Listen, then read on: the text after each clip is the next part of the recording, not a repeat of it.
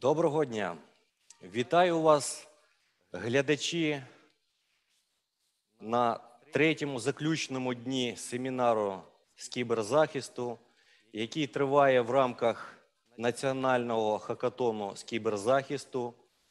І я хотів би зазначити, що в рамках останнього дня семінару у нас приймуть участь в якості спікерів провідні експерти національного сектору, IT-сектору, а також міжнародного сектору з кіберзахисту в нашій студії. І хотів би коротко поінформувати, що на даний час з 15 по 16 листопада в Україні в Державній службі спеціального зв'язку і захисту інформації триває Ukraine at our service. The national hackathon is in progress on cyber protection. This is done based on the NATO-Tied hackathon standards that is supposed to provide for development of innovative architectural and software solutions to strengthen the cyber security of our state as cyber defenses. 16 teams are competing from representing military, educational, academic organizations, and also some NGOs, where in this competitive environment, we're trying to solve the problems presented to our country in the security and defense sector, in particular, from the point of view of strengthening our capabilities in cybersecurity. The National Hackathon created a venue, a platform, where in bilateral discussions, we have the opportunity to review some topical issues in cybersecurity, as I have already mentioned. This is the third day of our workshop, and before I announce the first speaker of our workshop, I would like to suggest that all the willing viewers join us on either Facebook or YouTube and put questions to our speakers as much as they would like. And now, with great pleasure, I would like to invite our first speaker, who is going to lecture online. This is Vladimir Medman, head of Cybersecurity Department of Cisco Systems. This presentation is very interesting experience of governmental agencies in the US providing protected internet access and trusted internet connection. Vladimir, the floor is yours.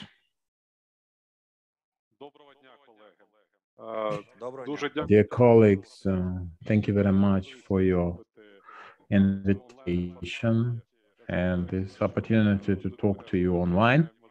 I hope that the audience is quite broad and they can join us through YouTube and other channels to get this information. This online format is perhaps prone to limit us, but the coverage is the gain, is the advantage. Thank you very much. I have some experience with the practical systems of protection also in the governmental sector in Ukraine and some other countries in Europe and the surrounding regions. And this topic on the US experience I picked up for a reason, because As we will see, the United States, after 15 years, have covered quite a distance in terms of providing all the necessary access to the governmental agencies. There's this evolutionary concept, and we would like the positive, sometimes negative practices to be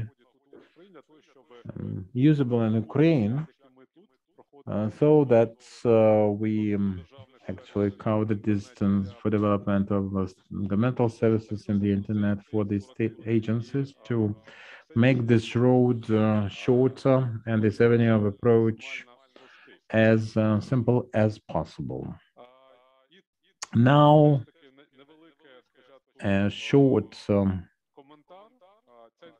commentary. This information is about the US system. I'm not presenting any kind of confidential or classified information. This is all taken from the open source. It's all perfectly public and discusses the concept that is offered by the US government for cyber protection. This is openness from the point of view of open information and information that is of public interest. Now, this information doesn't have to do with the systems of any sensitive or classified systems that need clearance for any kind of participation. This access to internet for the agencies, departments. This is something that is called an umbrella notion of the US government exists under this umbrella. We apply the notion of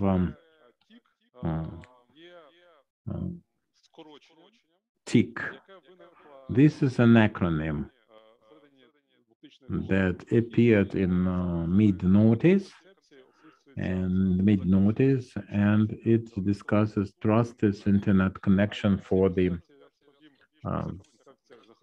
designated agencies. Why this concept I'll explain or try to explain, and what were the phases for its evolution. And by the way, if we take the most correct analog from Ukraine, this is SWIT, protected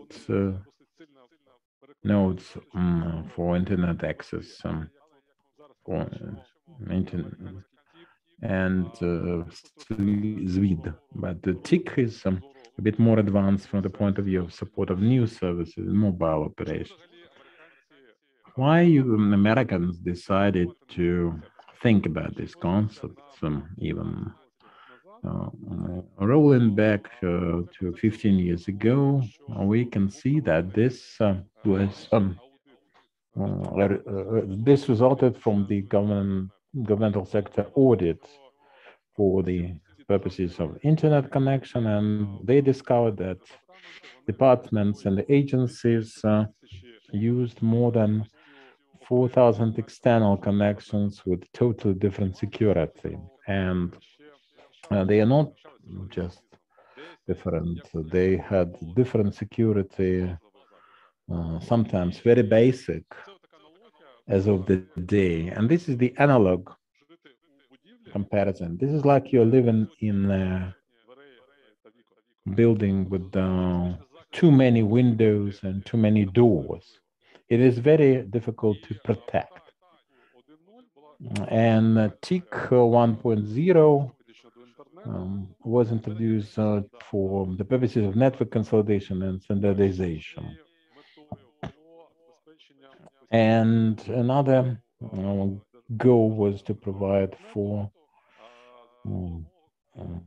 this platform of interconnectivity that was called Einstein. And that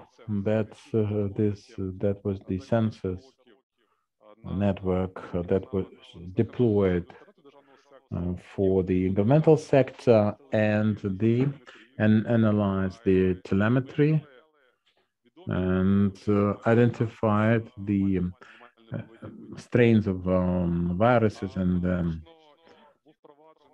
abnormal behavior. As you can see,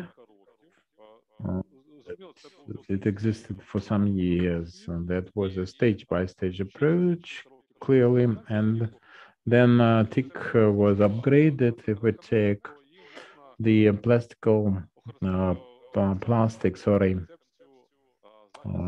internet connection, we can see that as the cast security model. And this is the perimeters that were protected.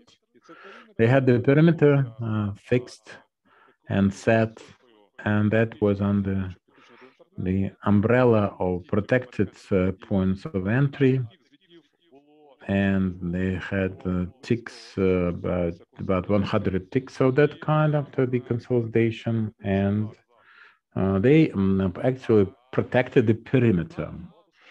That model was quite successful, but what happened during last 5 to 10 years, why this whole idea to upgrade TIC and make this new version 3.0. You can see the answer in this slide. This is an illustration of the reference entity that they had 7 years ago and what is now being introduced. Currently, we can see this great influence of two factors. Number one is the cloud technology, and secondly, mobile distant operations. We are using this distant connection via a cloud. And this is the trend that we discovered a couple of years ago. In the United States, it's been around for about 10 years. And it changed the approaches and the requirements of security. The perimeter is not centralized anymore. We cannot have a wall, even a firewall around this, or a moat, the perimeter. They are designated networks. There's no one center for data processing. They are all in the cloud. And the cloud is the last thing changing this mode arrangement in the United States. Speaking of the modern trends, and we have many meetings in the world and the governmental sector also when some remote connections are made to some service for the remote users. There's no perimeter as such. There's no concept of perimeter. On the one hand, on the other hand, we can see that perimeter protection concept is limited because when some malefactors try to attack the perimeter and some complicated attacks from EPT groups and the whole jurisdictions, this is very weak for the insiders from their point of view. So in a traditional model, this crossing the perimeter means access. And the concept that is now taken over the industry, this is zero trust architecture. Any kind of access inside or outside through the internet or through the cloud should be controlled and checked. This is the zero trust model. Zero trust, literally, when we don't care where anybody is physically, or any PC, any workstation, or any service.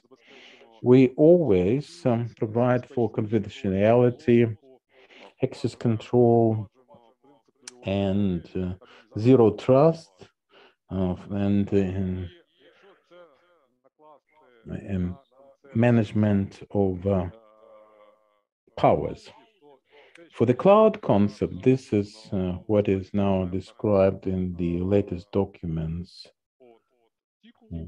from on TIC, and the documents are being developed by CISA. This is the Agency on Information Security of the United States. They actually delineate different elements, all the elements, and create some security zones, and it does not matter where you are physically located. You can be a local resource, a cloud segment, it doesn't matter there. So what does matter is that this TIC 3.0 is tolerant for any locality. It can be local, it can be cloud, can get connected through from your department. You can get connected from your office and from your home.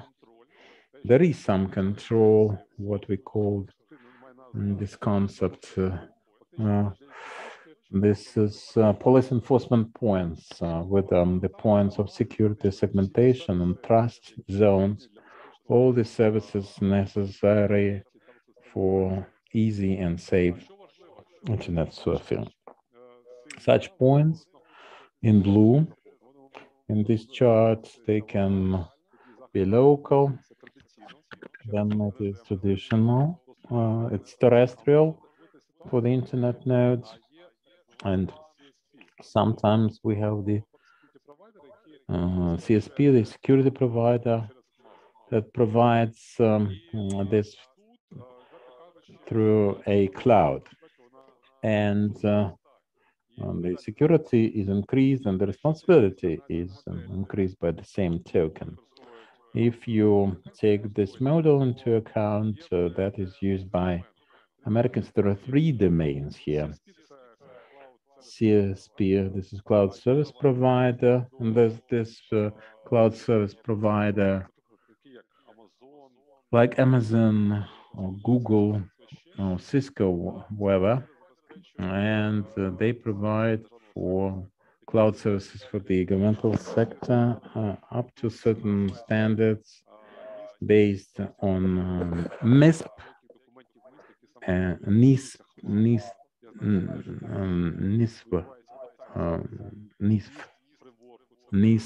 at work. This is a good standard because this is a mirror of the best practices in the industry, and there are some services provided by the local organization, I mean the state agency, and there are some services that are maintained by the governmental sector, the CISA, the agency I was referring. This is like our service for special communication in Ukraine. There are some other functions assigned to it, but the principal one, the core one, is control and protection of internet access and system Команда реагування. Ми бачимо, що тут response teams. And there is an example of division of powers, let's say, or responsibilities. That is very important before you develop any kind of concept. You have to agree upon the functions. And we can see that protection of cloud services in the governmental sector is a product of synergy. On the one hand, we have protection from the agencies, the beneficiary, and the state, the governmental structure responsible for this cybersecurity function in the state. And this TIC 3.0 is being implemented. It's still developing. We cannot say that all the agencies in the United States have switched to the cloud technology in that respect, but there are many success stories there. I would like to mention two of them, and one of them you can see this NASA case. NASA has difficult tasks that require high rate of exchange. And this, they work with CSAN, the Homeland Security, and CISA is also in the radar of HS, and you can see that they need the clouds, and NASA are using this concept to provide for quick exchange of information with researchers through public cloud services, and this exchange is well protected. And another example is also prominent. This is another governmental agency from the US, and TIC being thus introduced helped the remote workstation switch over with the pandemic, using the cloud services for the remote connection. They actually posted their workers at their respective homes without any interruption and any barriers. And the cases were implemented, and they are described in CISA documents. They are public in public domain, and Cisco as a collective vendor and solution provider, cloud solution and terrestrial solutions provider are participating. We are doing that for the pilot work and the response team, and CISA through our representatives at that agency. There are many cases for us to describe in the design recommendations concerning this cloud, future cloud government. To be more specific, internet access through the cloud with the mobile services in use for the user and for the users. And I hope that this will be also added to the set of available presentations. These are the best practices, the ready-made designs used by a framework, the framework TIC 3.0 for smooth access to internet for the mobile users and the whole agencies. So I have used my time. I have discussed all my slides. Now, if you have any questions, then that time is yours. I have discussed the US experience. We should not copy it, of course. Everyone is to one's own, but some best practices, if we try to dive into the practices and presentations that we have there, we can see the quick steps. And there are some quick gains, low-head interface, but there are some lessons learned. And for інтернет-сервісів та хмар і перейти на цей шлях максимально швидко та дієво. This is important because this is an effective system that proved effective and expedient. Thank you, Volodymyr. We have received some questions, two to be exact. One from a participant of our hackathon, whether trusted internet connection is used by Ukraine in any way. Thank you very much for this question. Well, if you come back to the beginning of this presentation, I can say SVID is the analog. SVID is like tick 1020 in some points. So we can say that the answer is in the positive. This is SVID is a version or sister model as regards TIC, the tick. We received from the green team, from our hackathon experts, what is more effective for accessibility of data and security? Cloud or hybrid? Cloud plus hybrid, cloud plus on-premises. Do you get this? Of course. This is an issue for the ideology. And we have to speak on specific situations with confidentiality, accessibility information, value of the information question, and the availability, accessibility of the system. Many cloud services are provided for in a simple way, in a simpler way. If the cloud qualifies for the security requirements, this is definitely an easier way, but not all the information can be entrusted to clouds. We can discuss different cases. Some of them can be referred to cloud, some of them cannot be. If we discuss some secret systems where we have some limitations or some levels of classification, I would opt for a hybrid because cloud is a new approach for any governmental agency. So the approach can be not very conventional, and there will be many questions, and we can expect some risks.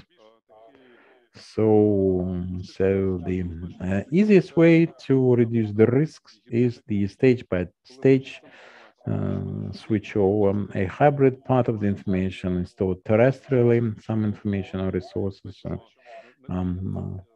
fed to the cloud with the terminal system of communication and synchronization of data. And this is probably the most thoughtful approach, the safest. Thank you, Volodymyr. Even the judges joined our event. There is a question from Judge Sokolov. Are there any plans for a TIC 4.0? Well, it's all been tested and adjusted. Між версіями. Перша версія була фактично розроблялася. There were some 6 years period between versions. Now there's version 3. There's many more structures in the paradigm of the version 2, and then third, and then they move to the third version. The way is not finalized yet. So the documents on the version 3, they're not yet finalized. There are a lot of frameworks, there are a lot of cases, but not all cases are described yet. And plus the screenshots that I showed you, they are dated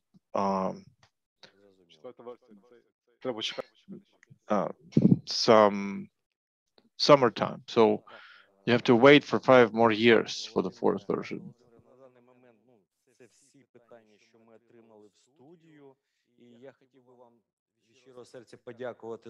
So thank you, and I would like to thank you for the presentation and wish you great success and see you around. Thank you. Great. Have a great hackathon. Also, in a couple of minutes, the next speaker is going to be there. So I have a couple of pictures. Is the next speaker ready?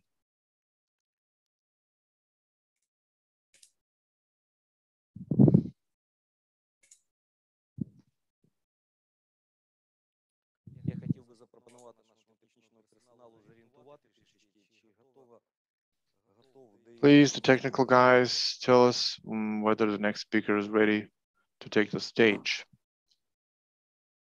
Yep. Thank you all for joining. I am ready to take the stage. Так, доброго дня. Yes, hello. We can hear you, we can see you. So let me present to all the viewers and listeners our next speaker, Michael Shea, doctor from Stanford University. Hello. Hello. The floor is yours. Okay, very good. So thank you all for joining me. So perhaps just before I begin, I will share my screen and get into the introduction. Доповідь сьогодні One moment, please. посилення Let me go людського to my фактору в PowerPoint, корпоративній безпеці. And we'll share that.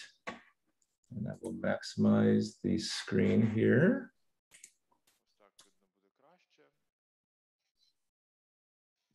Okay, and let's go to slideshow. Okay, and that is perfect. Okay, so first of all, thank you all for joining us today. We are very pleased to join so many of our Ukrainian friends, and especially those who are just beginning their own cybersecurity careers. I speak today with the perspective of a person who has worked in some of the most obscure parts of cybersecurity over the last 20 years. Quantum computing, homomorphic encryption, among other things, much of it in a more of a research context. But as I got more engaged in the practical side of cybersecurity, it struck me that one thing that is chronically underestimated, especially among researchers, is the role of human behavior in our cybersecurity problems. The number of cases and projects by which I came to this realization myself is really too numerous to go through exhaustively, but I would like to present a kind of a short casebook today of these sorts of cases that really transformed my own thinking about security. You know, for all the exotic physics and mathematics that go into some of the technologies we just mentioned, all it takes is really just one compromised human to circumvent the entirety of the defenses of the most technologically sophisticated system. So especially for those today who are at the beginning of their careers, this is an idea that is worth embracing sooner than later. And I think it will save you a lot of heartache and possibly make you much more successful early on. Okay, so going to the next slide here. So the agenda today will be about the role of the human user. And for those new to the field, this may be a kind of a counterintuitive view that cybersecurity, with so much emphasis on technology, is essentially a human security problem. And for those of you who are experienced in the field, this could add to perhaps your existing casebook of the sorts of human folly that results in some of our cyber woes. So the three cases will be these. First, I will discuss what many of you have already seen and heard about. In the US, this is the Colonial pipeline hack of May of this year. Second, we will talk about a mass phishing attack simulation done over a very large cohort of corporate knowledge workers in Europe. And then finally, we look at one of my favorite cases, which is a spearfishing attack designed by young students, like many of you today, from a university in Israel. Okay, so let's get right into it.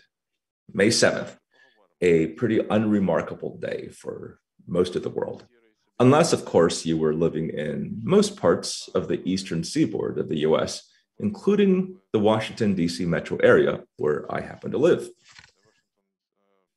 If you were out on the road anytime that day, you would have seen scenes like this all over the place. Cars lined up around the corner of gas stations, scenes that have not really been seen in the US since the Arab oil embargo of the 1970s, that I've only seen in pictures because I was born some years well after that. So it didn't take long until I started getting calls from my cyber colleagues in government and industry that there is emerging news of a cyber event around some sort of gas infrastructure provider. And it was not long until it was revealed that it was Colonial Pipeline, which is not a household name like Exxon or Chevron, but it's one of those relatively obscure companies on which our way of life depends so much. They operate the large pipeline networks that supply gasoline all over the eastern seaboard, from the refining facilities in Texas up through the southern states and as far north as New Jersey. So, what happened? What had brought down this vast infrastructure was probably the most elementary mistake in cybersecurity, and that is a compromised password. Specifically, it was a password associated with a login name that was obtained by the attacker. Usually the attacked party would have a hard time. Usually the attacker would have a hard time if there was multi-factor authentication. That is, if you are logging in from an unrecognized computer, you would be asked to enter a code sent to another device in your possession, a mobile phone, for instance. But in this case, there was another elementary error. There was no multi-factor authentication, or MFA, in place. So a login and a password were all that was needed for the attackers to insert malware directly into the company's virtual private network. Now, let's do a little post-mortem on Colonial. We talked a lot about passwords and virtual private networks and multi-factor authentication. And that sounds like it has to do with computers and networks and technologies. But let's not forget that technology is just a tool. There were human decisions and human decision makers underneath all of that.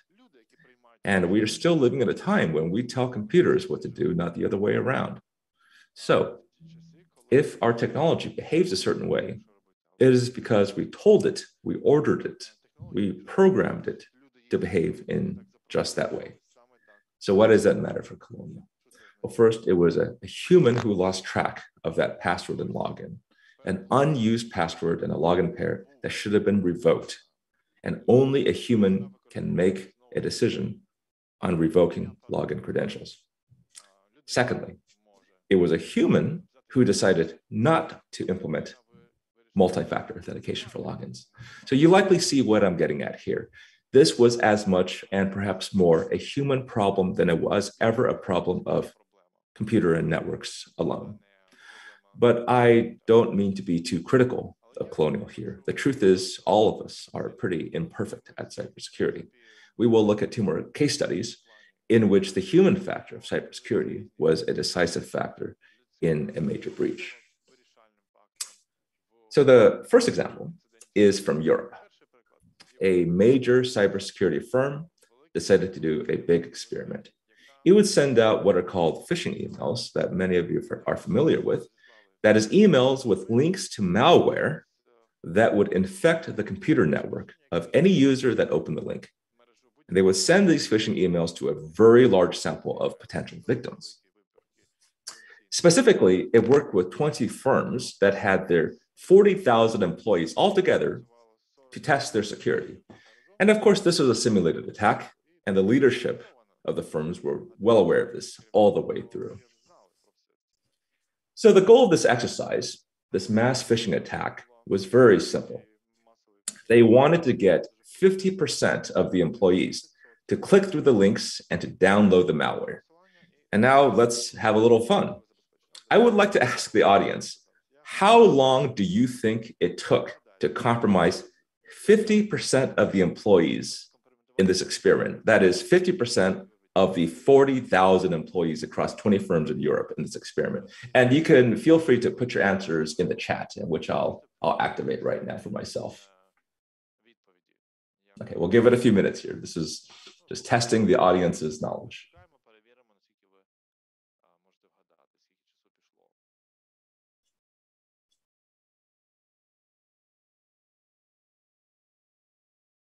Okay, 10 minutes, that's one guess right there. Very good.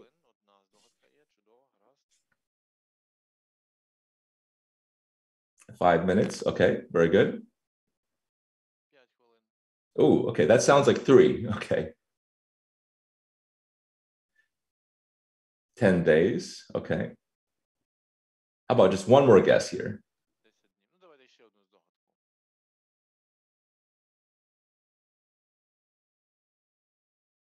Okay, well, those are very good guesses. And in fact, I could say that I've given this talk all over the world to many audiences, and this is the best set of guesses I've seen. In fact, the answer is, let me just go to here, 20 minutes. So the individual who gets 10 minutes is 3 seconds. You know? The individual who gets 10 minutes really wins the prize. You know, yes. But by the way, though, I should say that in other exercises that I've seen, it is closer to the 10, 5-minute mark, and sometimes it goes down further than that. Fortunately, we're not at the point where it's just seconds, but you guys are definitely in the right ballpark. So I could tell that this is a very sophisticated audience right here as well. So that being said, I don't have much more to add to that, but I would, again, like to pause here for a moment so we can really reflect on just the meaning of all this. And to those of you in the audience who are senior leaders, this might give you pause, because the study's outcome was not unique, as I mentioned, to these companies. These were, again, sophisticated knowledge workers who knew their way around computers and knew the idiom of cybersecurity, yet they still got fooled. So this is really not somebody else's problem. This is all of our problems in many respects. And thank you all to the audience members who issued such very good guesses here. Okay. So now we'll move on to the very last case in the casebook. And this next study comes out of Israel. There was a university course on cybersecurity taught at the undergraduate level. And the instructor came up with a wonderful semester project in coordination with a corporation. So he broke his students up into teams and gave them all this assignment. He says, all right, take this list of email addresses and names of employees in this corporation, and I want you to compose an email that has an attachment that has a malware payload. This is, of course, simulated malware, but nonetheless, this is the test payload here. And now this is the hard part. Write this email such that 100% of the employees on your list open the email and download the malware. Okay, so for those of you who are cyber professionals, you might know that this is called spearfishing, to be distinguished from the regular phishing attack, because you are targeting a specific individual with the precision of a spear, so to speak, right? So now let's have a little bit of fun again. So one team of students did indeed succeed in this project with a 100% click-through rate for the spearfishing attack. Okay. Now, can anyone guess what they wrote in the email? And you can put it in the chat.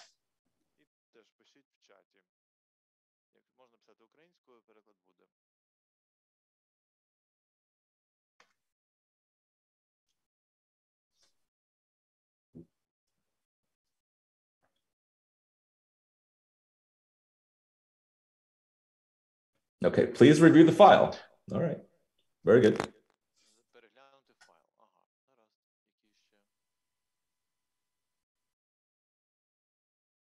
I know this is the harder one. The previous one was a bit of a warm-up. This one is pretty tough. Answers on marks for exam. Okay, very good, very good.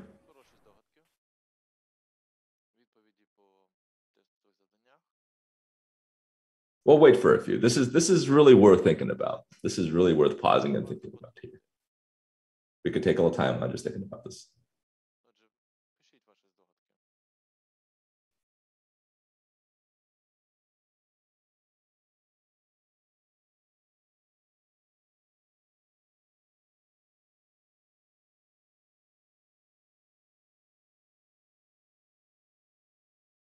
I'll give a hint right now, perhaps, just to motivate our thinking. It tends to be useful to think about compromising humans from the perspective of what we might want to call the classic deadly sins, you know, greed, pride, lust, envy, and things of that sort, right? So just to give a little hint, right? We might want to think about those sins and perhaps the ways by which they can be leveraged.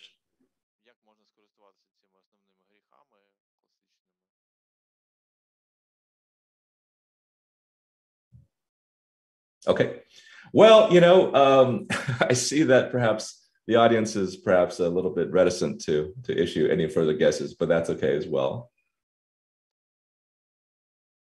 Photo with you, okay, that's a good one. That's a good one. Okay, so why don't we just go on to the oh, there we go. There's another guess here. Here it says your browser history. Your browser. Oh.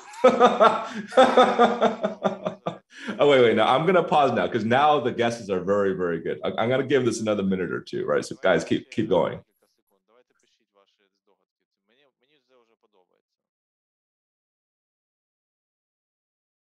I really, some of these I've given this talk again many times, but some of these answers I've never seen before. This is excellent, right? So I really want to give it another minute or two. So please, let's keep the guesses coming.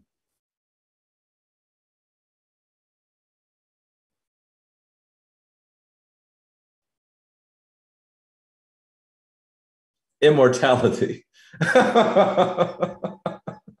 Okay. Discounts for alcohol. Discounts for alcohol. Okay. All right. Okay. Why don't we just wait for just one more guess? Because these are all excellent here, right? So this is really, really fantastic. We'll just wait for just one more guess. A picture of a wife/husband with another significant other. Oh, wow. Okay. So all very good guesses, by the way, and I could very easily imagine these being very effective, right? So now I'm going to give the answer for what actually worked in the field, the thing that actually caused 100% click-through rate, which is a job offer issued to a colleague of the organization and the pay package associated with that as well.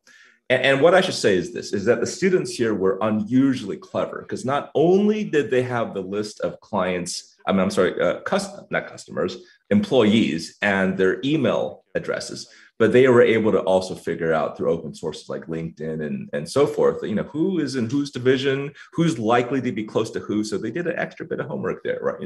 And it turns out that of all the sins you could possibly imagine the students playing to was not so much greed or lust or pride, but it was really envy at the end of the day. So it was the external job offer. Okay, but all very good guesses, though. Thank you for that.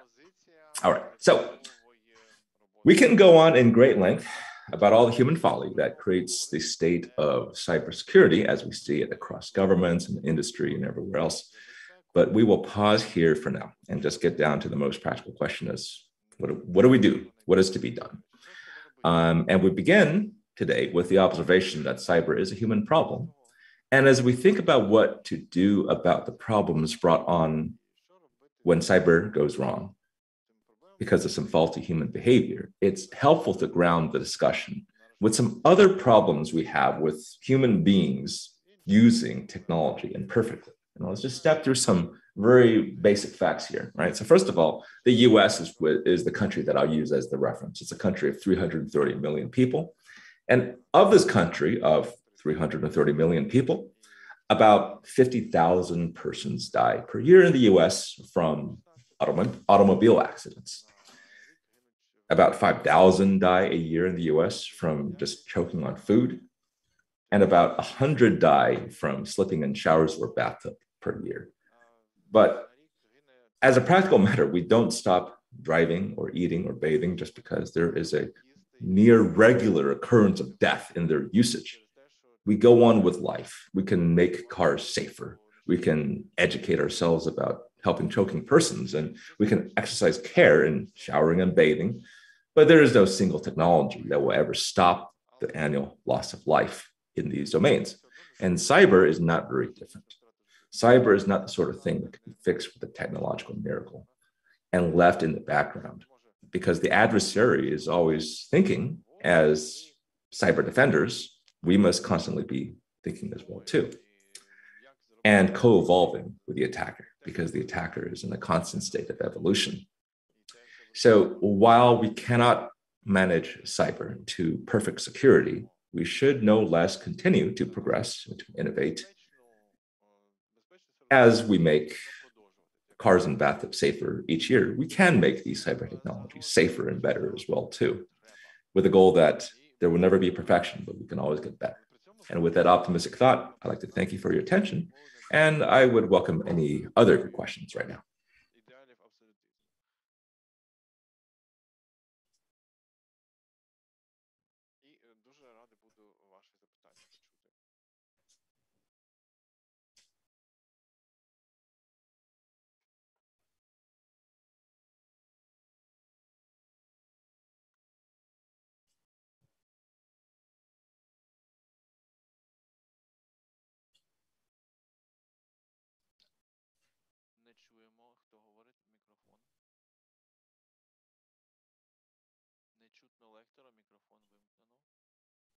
We cannot hear the Ukrainian side. Let's wait a couple of seconds. They figure out. Okay. So I hear the translator just fine, so it's coming through on my end. Yeah. At least.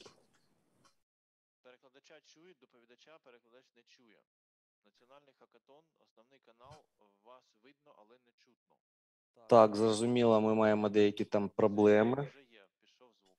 Так, дякую вам, доктор. Sounds clear. Thank you very much. I'm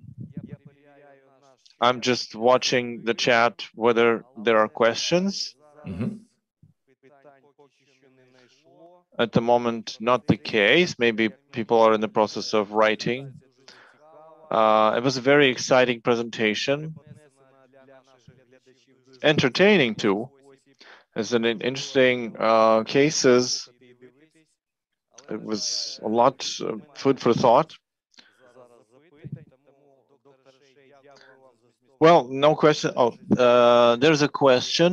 How do you help people recognize the type of spearfishing attack in your example? I see. Okay. So Так, that's зараз. Так. very good. Very good. So that's a fantastic question, right? So how do you help people recognize the type of spearfishing attack in your example?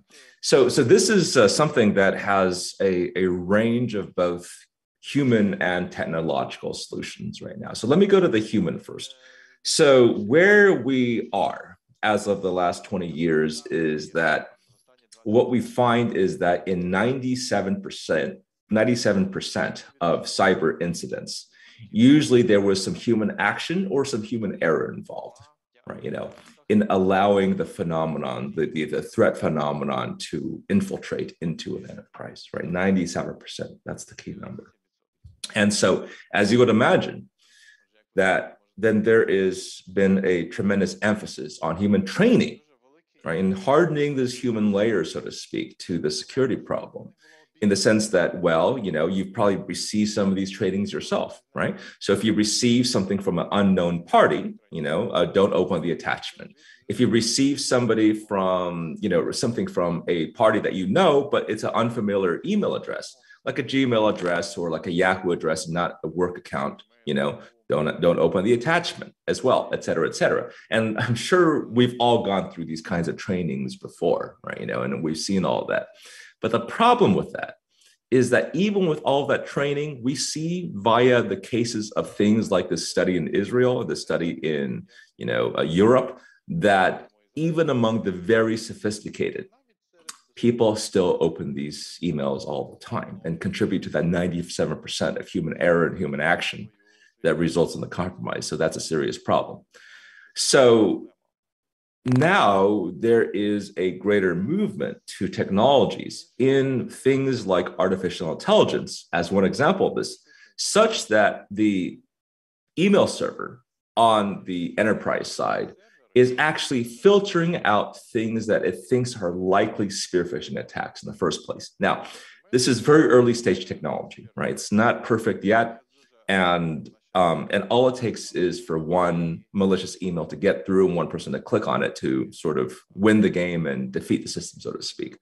But as we mentioned, we're not trying to manage towards perfection. We're just trying to manage towards better improvement, more than we have right now, basically. And so I can say that there is some research in artificial intelligence that is pushing towards helping humans by lowering the volume of the number of these emails that even get to them and present the opportunity for malware in the first place. But that's a very good question. Thank you for that.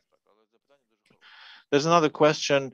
Is in social engineering, is there a hunger in ambitiousness and self-establishment, like to hack something just to show off your skills?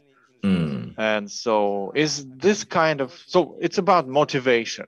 If it's not money, maybe it's something else that people go for this. Okay. That's actually a good question as well, too. So I think the short answer is yes. There is a sort of a subset of attackers that specifically do these things, at minimum, sometimes more for political ideology and for other kind of ideological motivations rather than for profit, right? And this makes it a little bit trickier, of course, because one of the vulnerabilities that, commercial hackers might have, hackers and attackers that specifically want to profit off of their actions, they create kinds of ways by which they can be discovered as they're trying to get paid for their activities, right? But when you're talking about attackers that don't necessarily want to get paid, it's a little bit trickier than in that case, because there is a whole part of the investigative domain, that just doesn't really exist because they never really sought profit. They never really sought, sort of gain from this. It was some perhaps combination of ego, perhaps. So, ideology, doing it just to do it, So yes, that is absolutely something that is a very real phenomenon. Okay, and I think we might have time for one more question here. So I'll open the floor for that.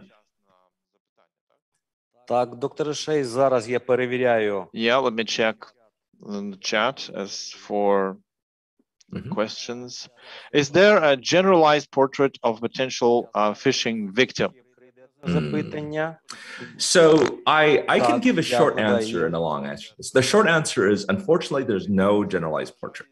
And the longer answer is, when we look at the sort of the phishing attack victim profile, it's a very complicated one. So let me be very specific about that. So if you're talking about a employee that might be in a more junior role within the company, he or she manages his own time, and they do their own schedule and they do their own calendar and so forth. It's usually that particular employee that is clicking through on that sort of spearfishing attack link, right? That's the typical case. But on the other extreme, right, if you're talking about, for instance, a very senior executive or senior leader in the company, this person, he or she might have, dozens of staff, all of whom have access privileges to his or her computer, right? And then, number one, the executive, him or herself, might be, the one clicking through because it's 4 a.m. or 4 p.m. on a Friday afternoon. He's looking to go home, right? And he clicks through. Or it could be any one of his dozens of subordinates and staff that clicks through as well, too, because, that's the way executives work, is that they really delegate a lot of their work. And as they delegate a lot of the work, they delegate a lot of the privileges as well, right? So you have everything in between, right? So there's not one single portrait. Okay, and I think we have one more question, which I want to get to before we go. Is there analysis on this distribution of victims by age, gender, social position, profession, or country breakdown of victims? Very good. So I think the short answer is yes. But the difficulty in accessing this data is that usually this would live as proprietary information and confidential information after an event, and the cybersecurity company has done that assessment. So you'll probably have country by country and sort of in company cohorts broken down in this way. But unfortunately, very large public data sets with this, aren't really accessible to research.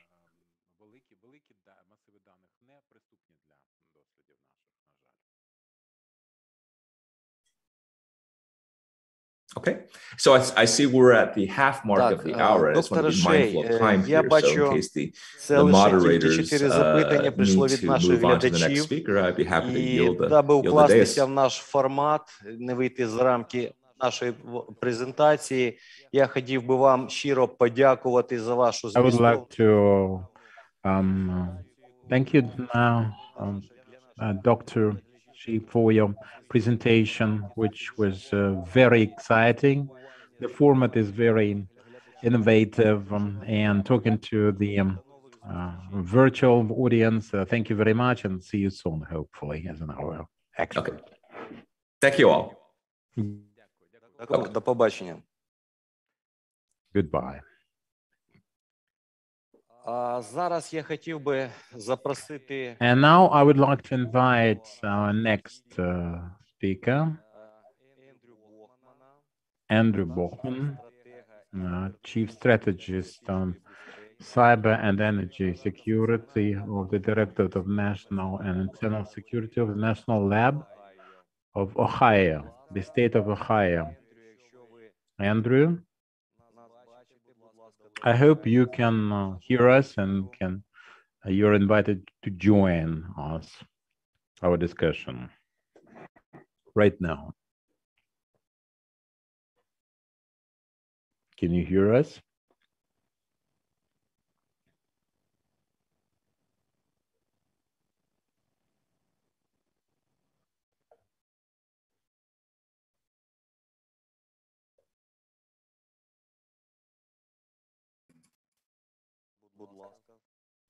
Yes, please.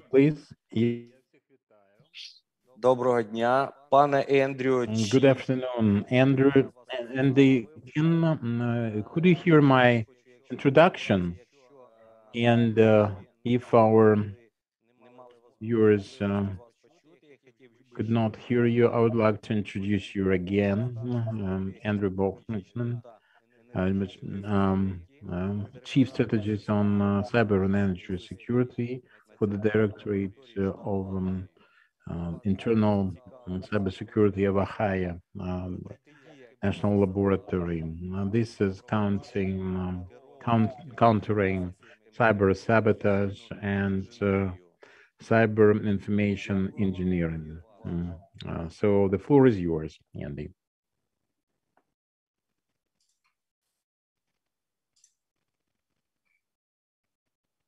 One second, please.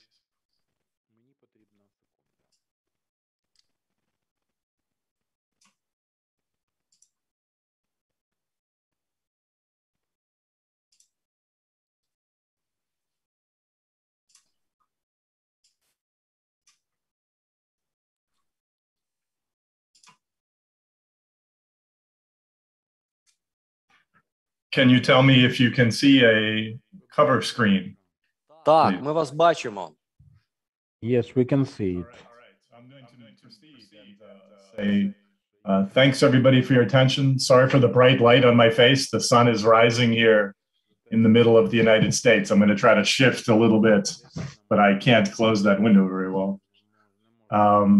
I know you are in the afternoon, so I hope things are okay where you are. I saw the end of Michael's great presentation just now. And so, but I'm going to take you. Я прошу вибачення. Прохання від наших технічних експертів. Our technical experts would like to ask you to share your presentation in the slideshow full screen format, because we can see your desktop.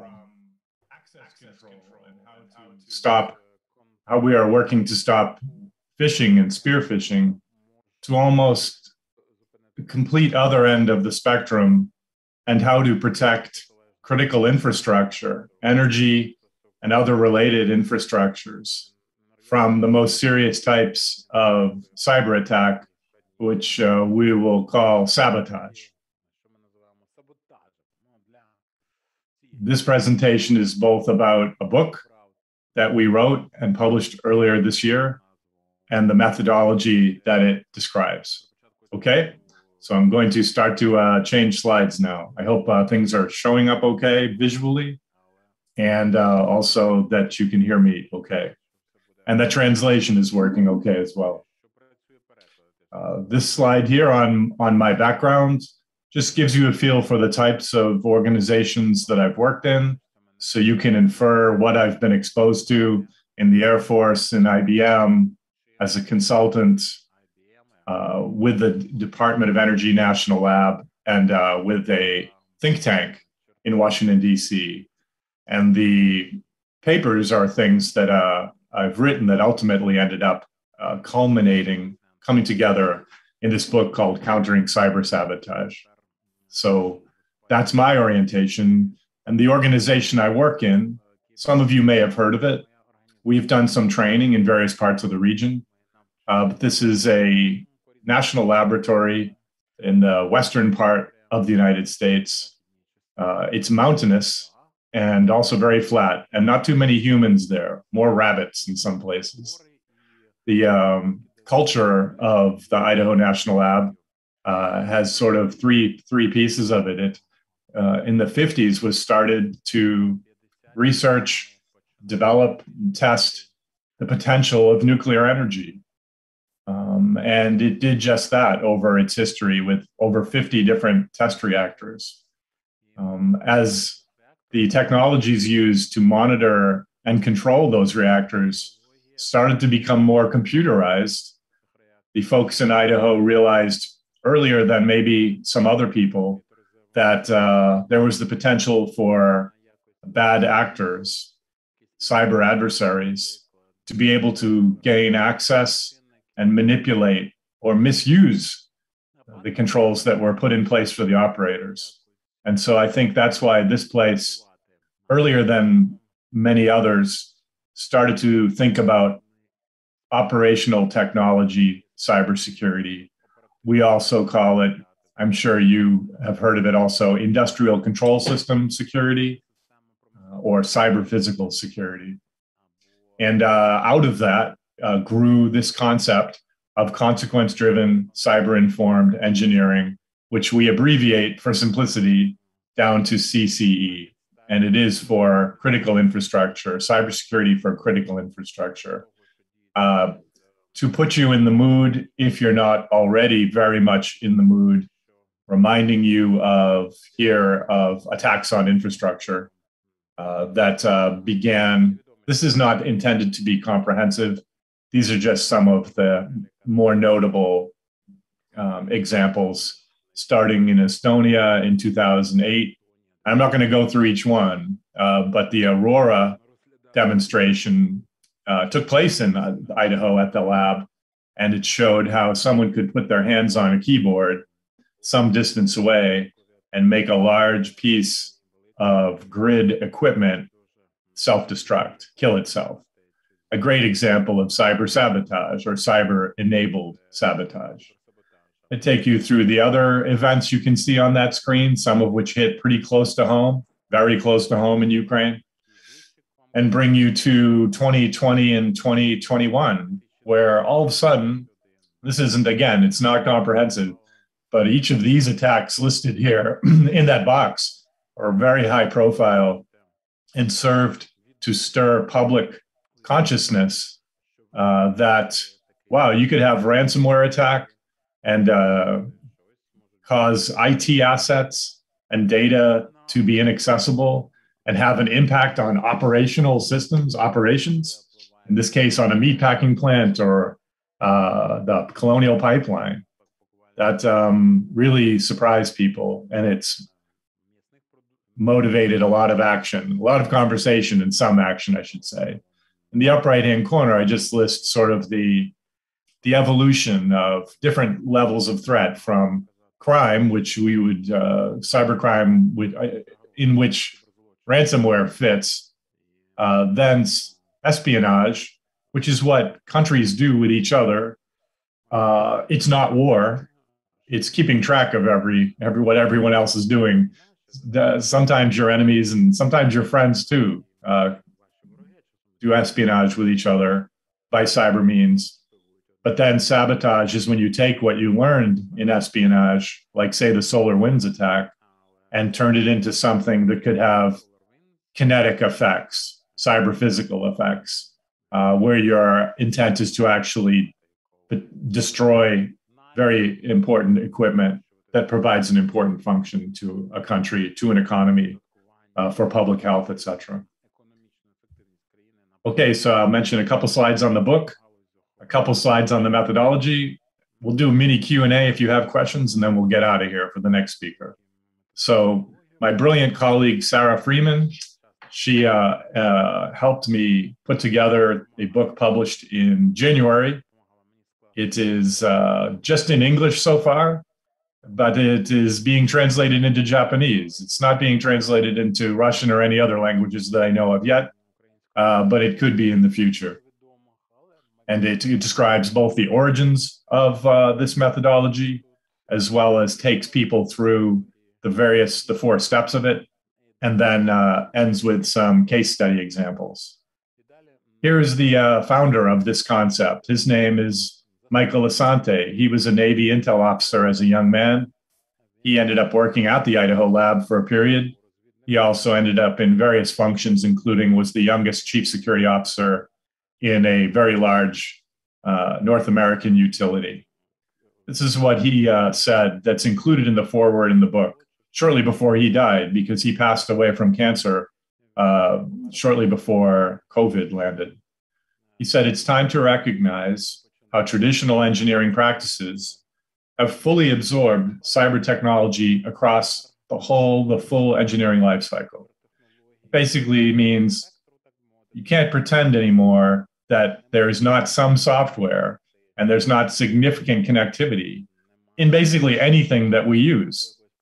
And if there is software and if there is connectivity, then that means that there is a potential attack surface through which bad actors, all the way from criminals to espionage folks to potential saboteurs, those people may have access to these systems and could use them in ways that you really didn't want, that you didn't intend.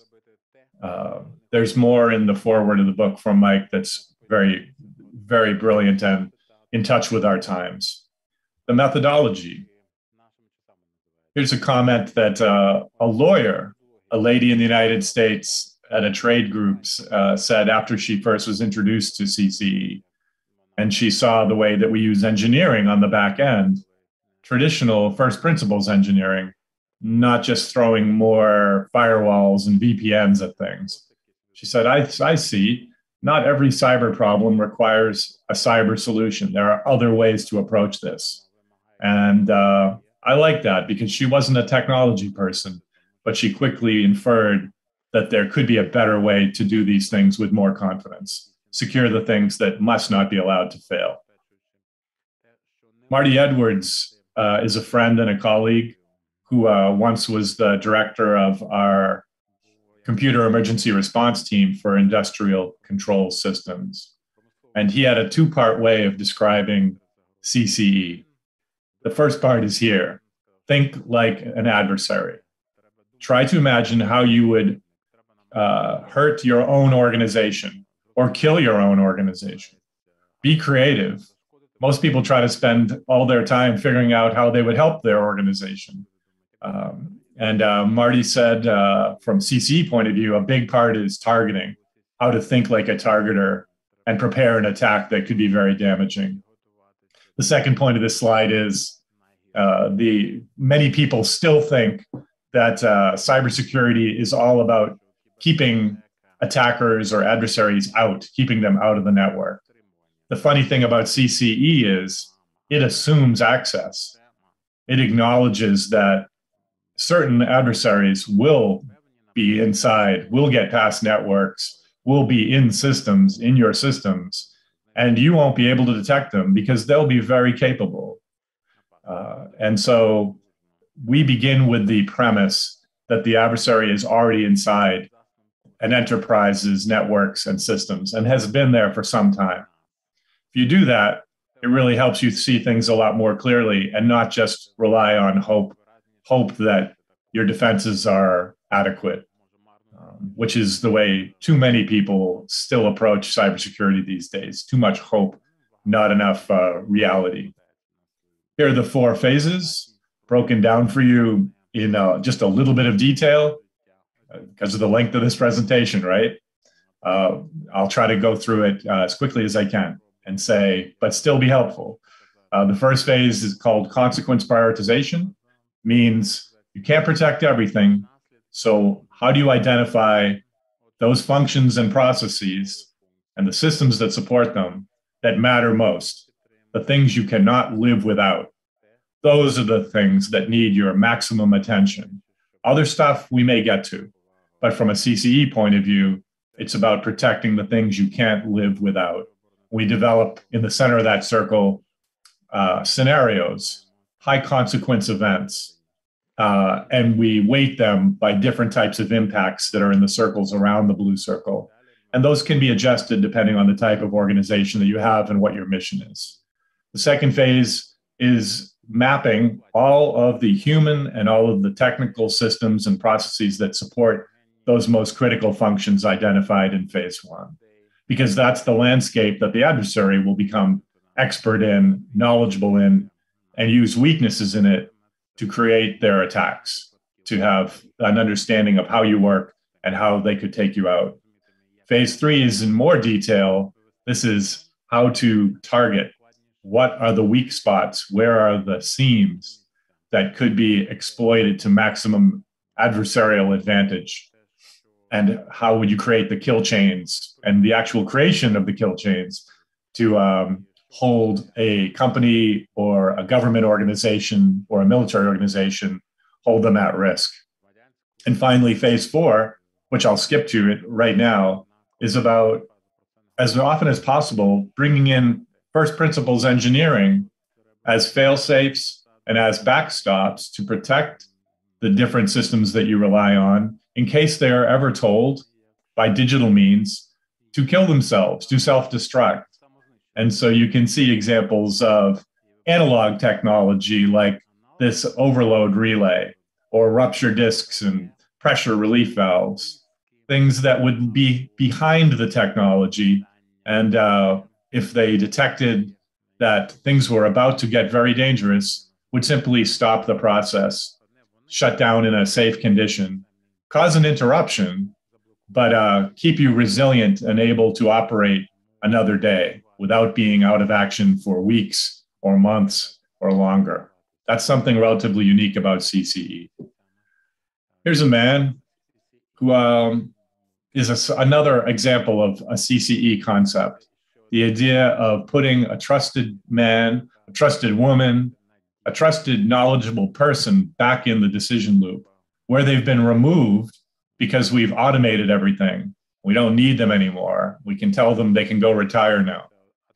This man was very important to all of us, all around the world. In the former Soviet Union, in the early days of the missile tracking and detection system that he was the architect of, Stanislav Petrov, on a night in September of 1983, that system told everyone in a control room outside the Kremlin that there were incoming missiles launched by the United States. And they had to decide whether this was accurate or not, because if it was, they needed to call the Kremlin and tell them that nuclear war was about to start and that they had a role to play in it to respond. Petrov, who knew the system was young, not fully mature, and might have false positives, asked everybody to slow down a minute and wait and see if they could corroborate or validate those warnings with other sites around the world. And he was able to convince the senior leadership in the control room to hold off a couple minutes. They were all very nervous, of course, you can imagine. But when the reports did come in from other places, every single person said, we don't see anything. We don't see any missiles on our systems. And so they didn't do the phone call to the Kremlin that would have had them launch missiles that likely would have changed everyone's life or ended everyone's life. There's a documentary in the United States, and you might be able to see it anywhere, about this man and what he did in that event. And it's called The Man Who Saved the World in 1983. If you can find that or just find stories about this, I recommend you check it out. The point, though, is that sometimes it's worth this person's salary. It's more than worth this person's salary to keep them around because they know the way things really work. And if you start to lose confidence in your automated systems, your digital systems, and you need to switch to something closer to manual mode, having someone like this most informed, best informed person in the loop could make all the difference. We have training for CCE and have delivered in various places before the pandemic and have done it in virtual mode during the pandemic and hope to do more in the future. Some of you may be familiar with red team, blue team training.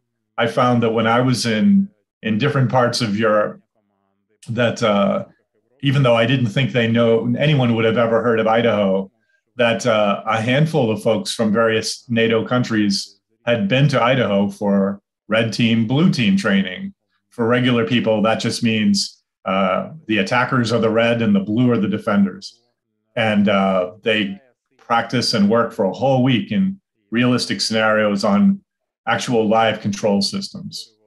So it's at the same general place, some of the same people, but we do this now for CCE in a 2-day program that introduces you in more depth to this methodology. So I will stop there.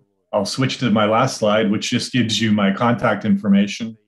Invite you to get in touch. Maybe the easiest way is by email, but you can decide.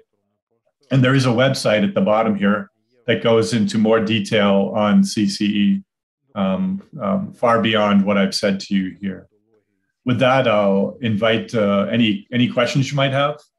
I'll see if I can open up a chat box as well and see if there's anything going on in chat.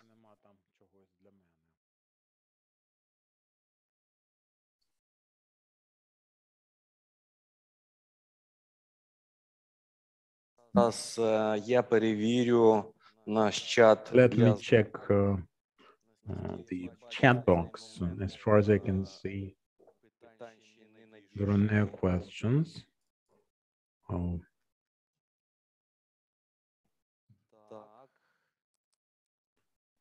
Is lack of knowledge sabotage or low salary? Is it sabotage? If somebody is simply incompetent, can you consider it as a case of sabotage?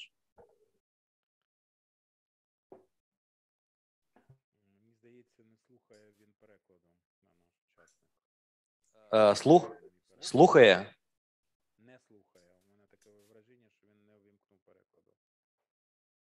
Так.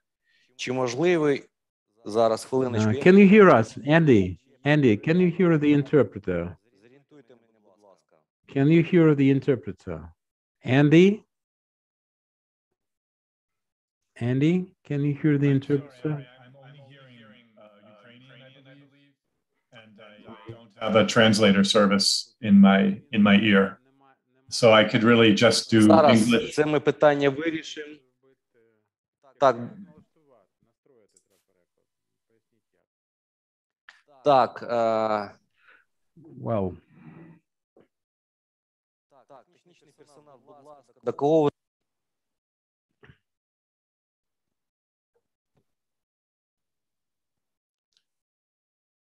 Mr. Andrew, do you hear me? I do. Yes, like a proposal from me. Could you choose language, English language? It'll be easier for our translators to make their job. I mean, to translate Ukrainian language to English. I'm sure. Are you saying that's something that I can do on Zoom? Yes, of course, in Zoom. Oh, I think I see what you're saying. Let me see if I can quickly, I know there's only a certain amount of time, quickly change. I have chat open, but it's all in Ukrainian. Interpretation.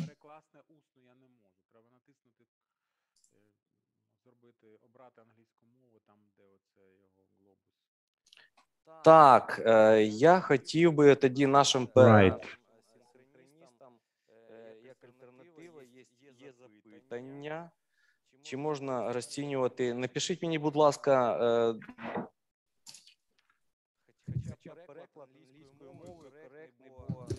Це буде трішечки Томлен пропонує свої послуги. Вона пише в чаті, що вона зараз перекладатиме йому питання.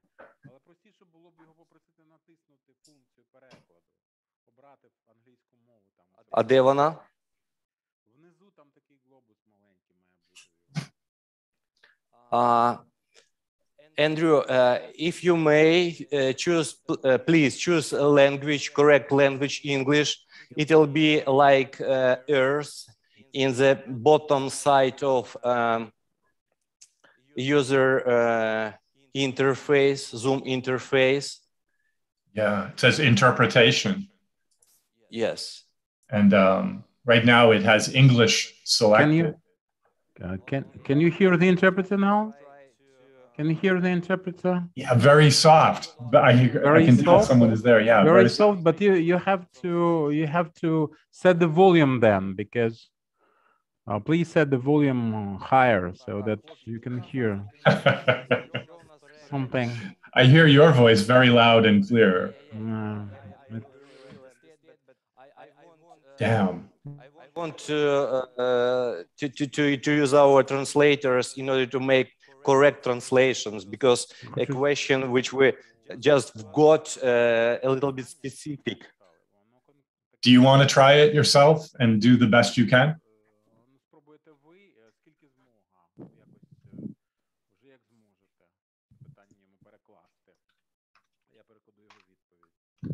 You're Alexander? This is Konstantin. I hear you. This is Konstantin. Can you hear the interpretation now? I hear Constantine. Okay. But there's a very soft whisper of interpreter. I know someone's talking, but you are loud, but they are inaudible. Okay, the second interpreter, can you hear the second one? I heard, can you hear the second one? I can see in the chat a question I could try. So let's the second interpreter. Should I try? Because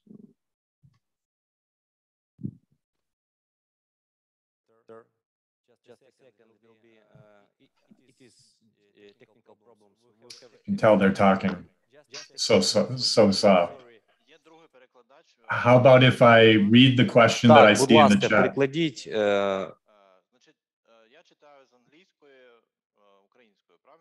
Ні, ви повинні перекласти так, всі запитання, які прийшли у нас в чаті українською мовою, будь ласка, до пані Ендрю, англійською перекладіть. It's almost time for the next presentation, you know. I do see a question that says, is it possible to regard... Так, від зеленого запитання. Ні. Запитання до Ендрю. Green команда, чи можна розцінювати безвідповідальне ставлення? Can we, is it possible to somehow gauge or score the irresponsible behavior? Yeah, I hear that. I heard you say that in English, and I see text in the chat. This may be our one chance to have a Q&A. Yeah, irresponsible is one thing, right? This would be an employee who is not paying attention to protocol. They could potentially accidentally cause a problem. If it was by accident or because they were incompetent, I don't know if you would call it sabotage. You would call it human error. And you would want to train this employee or fire them, perhaps. But if they're doing something on purpose to hurt the organization, to hurt the mission, then for sure, then they're definitely someone you want to identify as quickly as possible and get them out. And that's, I think the other term we say for that is called insider threat. And depending where you are in the world, but really everywhere in the world, It's something that needs to be closely monitored, especially if you're in government or if you're running critical infrastructure like energy or water or communications or transportation.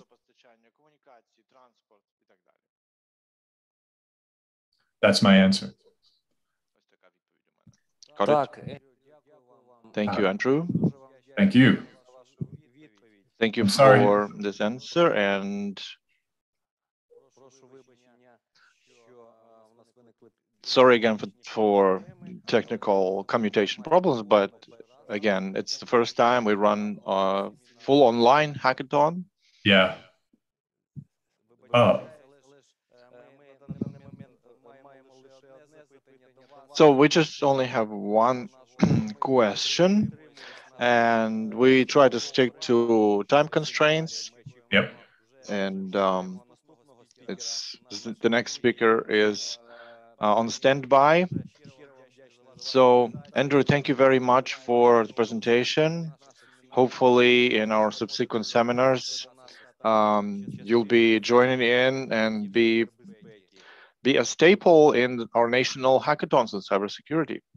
I would love to be helpful, and good luck, everybody. Stay safe in every way. It is my privilege to be with you. Have a good rest of the day. Enjoy the next talks. До нових зустрічей. Дякую вам. Thank you.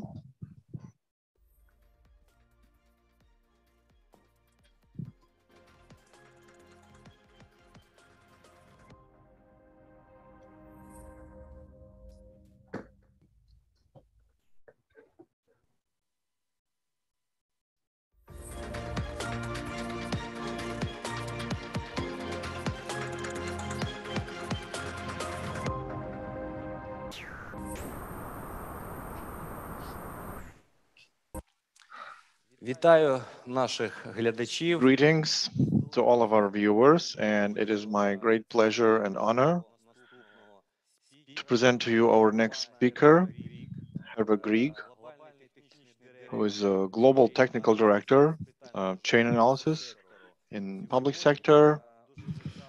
And his presentation today has a great and interesting title: de-anonymizing cryptocurrency transaction in the context of national security. Harvey, thank you very much for joining in our seminar. The floor is yours. Good morning. Thank you very much for having us here. As he indicated, my name is Herbert Grieg, and a colleague of mine will be joining us here shortly named Derek Claiborne, who will participate as well. I will get my screen and share that. We've got a presentation we're looking forward to sharing with you today about how to identify threat actors through the use of cryptocurrencies. Just a moment here. I will get that all ready. We will get going. All right. Share my screen and we'll pull the presentation up. Hopefully Derek will be able to join us shortly, and then he'll be able to be part of our presentation. So what we wanted to spend some time speaking with you about today is how cryptocurrencies can assist with your investigations. See, Derek, you've been able to join us? Yes, I am. Thank you, Gervis. Thank you. As Gervis mentioned, I'm Derek Claiborne. I'm the DoD account executive here at Chainalysis. Gervis and I work together to essentially bring Chainalysis's software, data, and personnel in order to identify nefarious actors in the blockchain. So really quickly up front, rogue nations, terrorists, and great power competitors employ cryptocurrency to evade sanctions, facilitate cyber warfare, and fund terrorism. So it's our job here, and my job as the DoD account executive to bring these solutions to hackathons like this and speak with you all. Gervis? Yeah, thank you, Derek. Yeah, and as Derek said, we are from Chainalysis, the leading blockchain analytic and data company, and we help both governments as well as private sector partners around the world to leverage the power of the blockchain and cryptocurrency to assist with their investigations. And what we're going to talk about today is how the blockchain can help in the threat both against ransomware as well as illicit cyber actors, because cryptocurrency is the currency of the dark web. So let's get into it just a little bit. So some of the things you're going to learn about today is that cryptocurrency is really not anonymous, although many people believe it is. At best, it's pseudo-anonymous, and we're going to walk through why that is. We're also going to talk about how cryptocurrency is really here to stay. Many individuals for over 10 years have been estimating the elimination of cryptocurrency, and that this is a passing fad and that it's not going to last. But the data indicates just the opposite. The market capitalization of this new asset class continues to grow, and we see wide-scale adoption across the world. And we'll talk a little bit about that and the implications and why that's so important for you and in your investigations. And then we're going to talk a little bit about how cryptocurrency is really intersecting all forms of national security. In addition to being used by criminals and organized crime and transnational criminals, we also see it being used by nation states as a way to exert power, conduct malign influences, raise money, evade sanctions, and such. So looking at this first topic of cryptocurrency is not anonymous and the importance of being able to de-anonymize the blockchain. When we look at the blockchain, the blockchain is really, even though it's publicly available, it sits on this ledger that anyone in the world can access. It's a permanent, immutable record. The powerful thing about that is, of course, that data will persist long after today. So even if you don't know the subject of your investigation, or perhaps who conducted that attack or who extorted money through ransomware, 6 years from now, the data regarding that event will still be there. And that's powerful for investigators. But the data is not easily interpretable. It looks like what you're seeing there on the screen, a series of random alphanumeric sequences. And so while it is publicly available, it's not humanly readable, and you need help figuring that out. And that's what we spend a lot of time doing. So we go through the blockchain and we map these intersections between real world entities and these blockchain transactions. About 2/3 of all Bitcoin transactions, for example, go through a service, meaning they're using an exchange house to help broker those transactions. These services may have anywhere from thousands to tens upon tens of millions of transactions. Why is that important to you? Because if the majority of the transactions on the cryptocurrency blockchain go through services, that means there's some entity that's got records about who may be behind that transaction. And so we spend a lot of time investing in our proprietary technology that helps organizations map those back to real world entities. And that helps you understand who you're dealing with. And I'll give you some examples of how that can be. And Derek's going to talk about some actual specific cases, which I think you'll find quite helpful. So how does that process really work? On the left-hand side is the traditional fiat. So there will be maybe, let's say, a central bank, and it issues a fiat currency. And then there's a whole series of banks that will receive that currency and they distribute that out to their customers. And an individual may have a bank account with one of those banks and they conduct their transactions. We all know how traditional fiat works. But on the blockchain, it's different because it's a decentralized ledger, meaning anyone can conduct a transaction with anyone. And they'll use these brokers and services to help facilitate those transactions. And all of those transactions are publicly visible. What's not visible is, or easily interpretable, is who that account or wallet belongs to. And that's where data like ours becomes so important from a proprietary perspective, because we can help our clients understand and map that back to real world services. In practical terms, for example, if a law enforcement agency is investigating an entity and wanting to know who that would be, we can help provide them data perhaps to which service may have facilitated that transaction or from which that cryptocurrency was derived. And they then can serve legal process on that entity and find out who that owner or controller of that wallet is. And that can be very, very helpful to accelerate the investigations. And as we talked about, part of the reason why criminals and nation states use cryptocurrencies is the very same reason why the majority of other users use cryptocurrency. Why? because it's liquid, it's instantaneous, and it's borderless. So illicit actors use cryptocurrency for the very same reason that legitimate users want to use cryptocurrency. And of course, as we know, the vast majority of the cryptocurrency market is for lawful and legitimate purposes. But it's very, very critical that we understand how illicit actors are also using cryptocurrency to carry out their malign purposes. And you can't have trillions of dollars move into a new economy without attracting both criminals and illicit actors. I'm going to turn it over to Derek now, who will walk us through some additional details of these capabilities and examples. Derek? Yeah, thanks, Gervis. So as Gervis said, trillions of dollars flowing into this new financial system. How do we work with that? So I think an important aspect of this slide is really just understanding, at least to a degree, what we at Chainalysis see on the blockchain. So the majority of cryptocurrency volume, it goes through a service. And these services, as Gervis said before, can be legal ones like exchanges, or they can be illicit ones like darknet markets. So these services, therefore, are entities that matter most when we're identifying bad actors behind this pseudo-anonymous payment system. So Chainalysis has been able to identify thousands of services on the Bitcoin blockchain with additional services across really all the top cryptocurrencies. We can also identify at least one counterparty in 80% of total value transacted on the Bitcoin blockchain. So let's dig into these services a little more on the next slide. Each service is essentially made up of a constantly changing set of addresses that appear on the public blockchain. So addresses are like accounts used by services to transact in cryptocurrencies. However, identifying which addresses are part of the same services is really difficult. It's actually kind of impossible.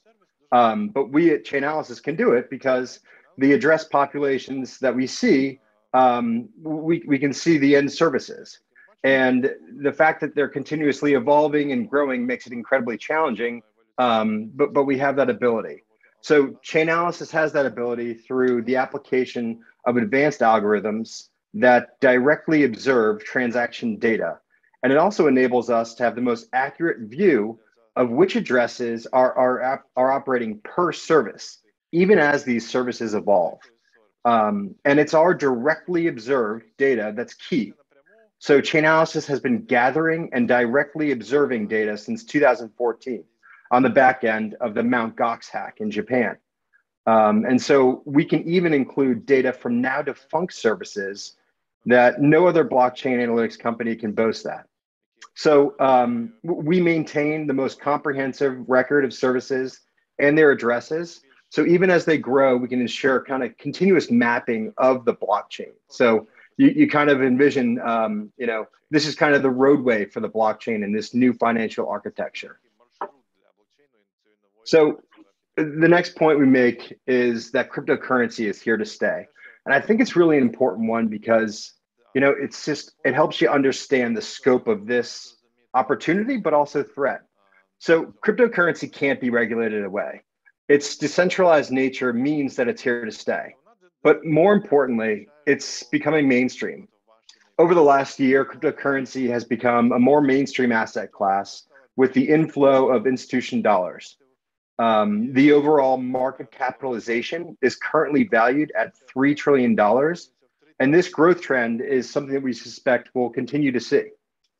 And I think really importantly for our group here at the Ukrainian Hackathon is that Chainalysis's Geography of Cryptocurrency report in 2021, we saw a dramatic regional shift in cryptocurrency, with Central, Northern, and Western Europe becoming that international hub for cryptocurrency.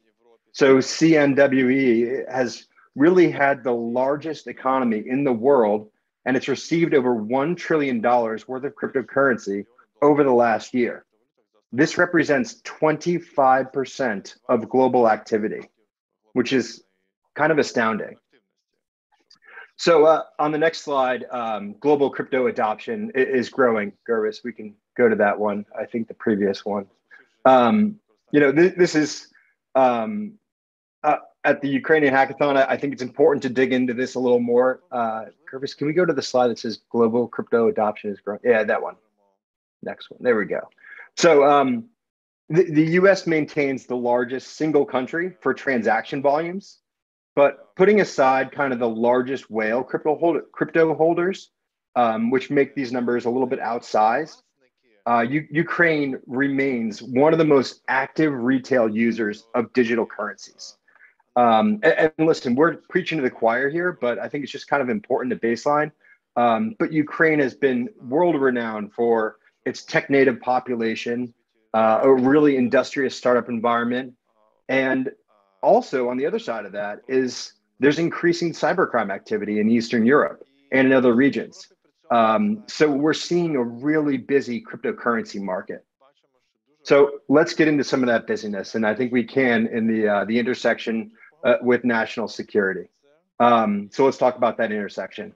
When it comes to nation state actors and various threat groups, there's a tremendous amount of activity, of cryptocurrency activity. From strategic competitions, so larger, more formidable countries, to rogue states, the Irans, the DPRKs, and the Venezuelas of the world. These countries which operate kind of outside the United Nations, we're also seeing this in irregular warfare. So groups that leverage cryptocurrencies that might be smaller groups. When it comes to great powers competition, it's obvious that the US draws much of its international power as a global reserve currency. That's not lost on our strategic competitors at all. They embrace cryptocurrency as a means of undermining the dollar, but also mitigating the power that it yields. So that's not, however, the whole story. They also use cryptocurrency as a mechanism to fund cyber warfare and facilitate intelligence operations. Rogue state actors, the DPRKs, Irans, Venezuelas of the world, they have also embraced cryptocurrency for some of the same reasons as great powers, but also as revenue generation and sanctions evasion. So countries in this category, so the DPRKs of the world, they've received billions of dollars in cryptocurrency by hacking exchanges. Billions of dollars by hacking exchanges. So lastly, let's talk about the transnational criminal groups, asymmetric threats, and kind of the irregular warfare. We'll bucket that all together. These groups, they're not necessarily aligned with a particular country as we know, but they still pose that same national security threat. Some of these asymmetric threats include narco traffickers, smugglers, terrorist organizations, and domestic extremist organizations.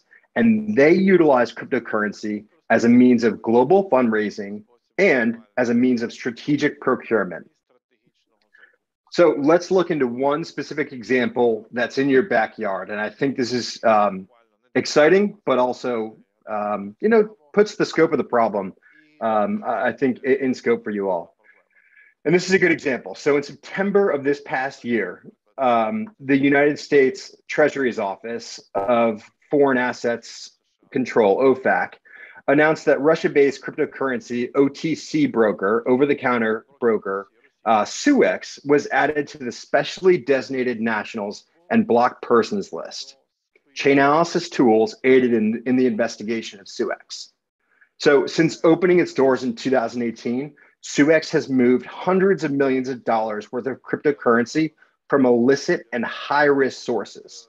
In Bitcoin alone, SUEX deposit addresses have received over $160 million from ransomware actors, scammers, and darknet market operators. Chainalysis' investigation revealed that OTC was converting cryptocurrency into cash at physical branches located in Moscow and St. Petersburg. SUEX was also found to have received over $50 million worth of Bitcoin sent from addresses hosted at illicit cryptocurrency exchange BTCE from 2018 through 2021, well after BTCE was shut down by US authorities for its own money laundering activity on behalf of cyber criminals. So Additional backstory on this is that Chainalysis was tracking SUEX's money laundering activity for quite some time. We were able to identify multiple SUEX addresses, and they were included in our group of what we called in early 2020 as our 273 worst deposit addresses. And these were addresses that we identified as receiving 55% of funds sent from illicit addresses. And that's pretty interesting to put in perspective. 273 of the worst addresses accounted for 55% of the funds sent from illicit addresses in 2020. So the threat is here, but it's really, really located in just a few amount of addresses. And we can look into that. So let's look into another example that kind of builds off of what we just saw. Just recently, a Ukrainian and a Russian were added to the specially designated nationals and blocked persons list that we talked about previously. This was in connection to the peer-to-peer crypto exchange Chatex, which had ties to the recently sanctioned SUEX OTC. It's also reportedly one of the largest peer-to-peer cryptocurrency trading platforms with over 366,000 users. Now, one of the key backers, Egor Petrovsky for SUEX OTC, he was also a shareholder and member of the board for Chatex's legal owner in Latvia until his resignation in the wake of SUEX's designation. Additionally, SUEX and Chatex at one point shared a holding company. It was the Estonia-based Isbits OU. Now, blockchain analysis that Chainalysis performed revealed that addresses belonging to Chatex have approximately 36 mutual counterparties with Chatex, and 2 of them have assessed to have shared financial infrastructure. So you're starting to see kind of how this plays out and how we can kind of connect these dots within this new financial system. But it's also very complex. And if you think back to the services that we talked about previously and how we identify these 35 alphanumeric characters, it's really kind of putting this puzzle together. So based on Chainalysis's initial analysis, Chatex has received at least $77.5 million in Bitcoin since it began operating in September of 2018, including more than $17 million in illicit funds from darknet markets, scams, and various ransomware strains. In short, again, it's in our backyard and it's affecting all areas of national security. So let's talk a little bit more about that, Gervis. Sure. So as Derek outlined and gave a few examples, we are seeing cryptocurrency being used in various ways across the spectrum of national security type cases, seeing it supporting in counterterrorism as a great way for many of these disparate actors to raise money and to crowdsource their operations. We see that as ways to evade sanctions and detection in weapons and counterproliferation matters. We see it, of course, in the cybersecurity and ransomware, which I saw a few questions come up in the chat about that. And we, in addition, for counter narcotics, the ability for these narco trafficking organizations to use cryptocurrency as a way to move money across borders. As we talked about, why do criminals and nation state illicit actors want to use cryptocurrency? For the very same reason that legitimate users want to use it, because it's instantaneous, it's borderless, and it's liquid, meaning they can move their funds very, very quickly. For example, in some countries that have a high prevalence of cryptocurrency ATMs, we see illicit actors and networks of users using those cryptocurrency ATMs to put in cash and then have that moved back to their parent organizations. Of course, there is the potential for counterintelligence and for influence operations as ways to move money secretly to operatives outside of the traditional finance system. And then, of course, one of the things that we'll talk a little bit about is how cryptocurrency needs to be incorporated as part of your financial and background checks. I think in the previous presentation, Andy was asked a question about individuals inside your organization who may be a threat to your organization, either through malfeasance or illicit activity. And cryptocurrency is another way that individuals can be paid. And so if part of your background checks don't incorporate the use of cryptocurrency, you may be missing an opportunity to detect illicit payments going to members of your staff or individuals in trust positions. So cryptocurrency has that potential. So malign actors, as we said, just to kind of summarize, malign actors are using cryptocurrency in a variety of ways. We talked about how terrorist organizations are using it to network and crowdfund. Countries like China are using it to expand their influence and exert control via the future launch of their own centrally backed digital currency called the digital yuan. Russia, of course, has been seen to use cryptocurrency as a way to finance influence operations and enable ransomware attacks. In fact, a large number of ransomware attacks have been identified as coming from Russia and other CIS-based countries. The DPRK, North Korea, has used cryptocurrencies as a way both to evade sanctions and fund their weapons programs through large-scale exchange hacks and the stealing of cryptocurrency and their launching of ransomware. Iran, similarly, to fund their weapons programs and evade sanctions as a way to use and raise money outside the traditional finance.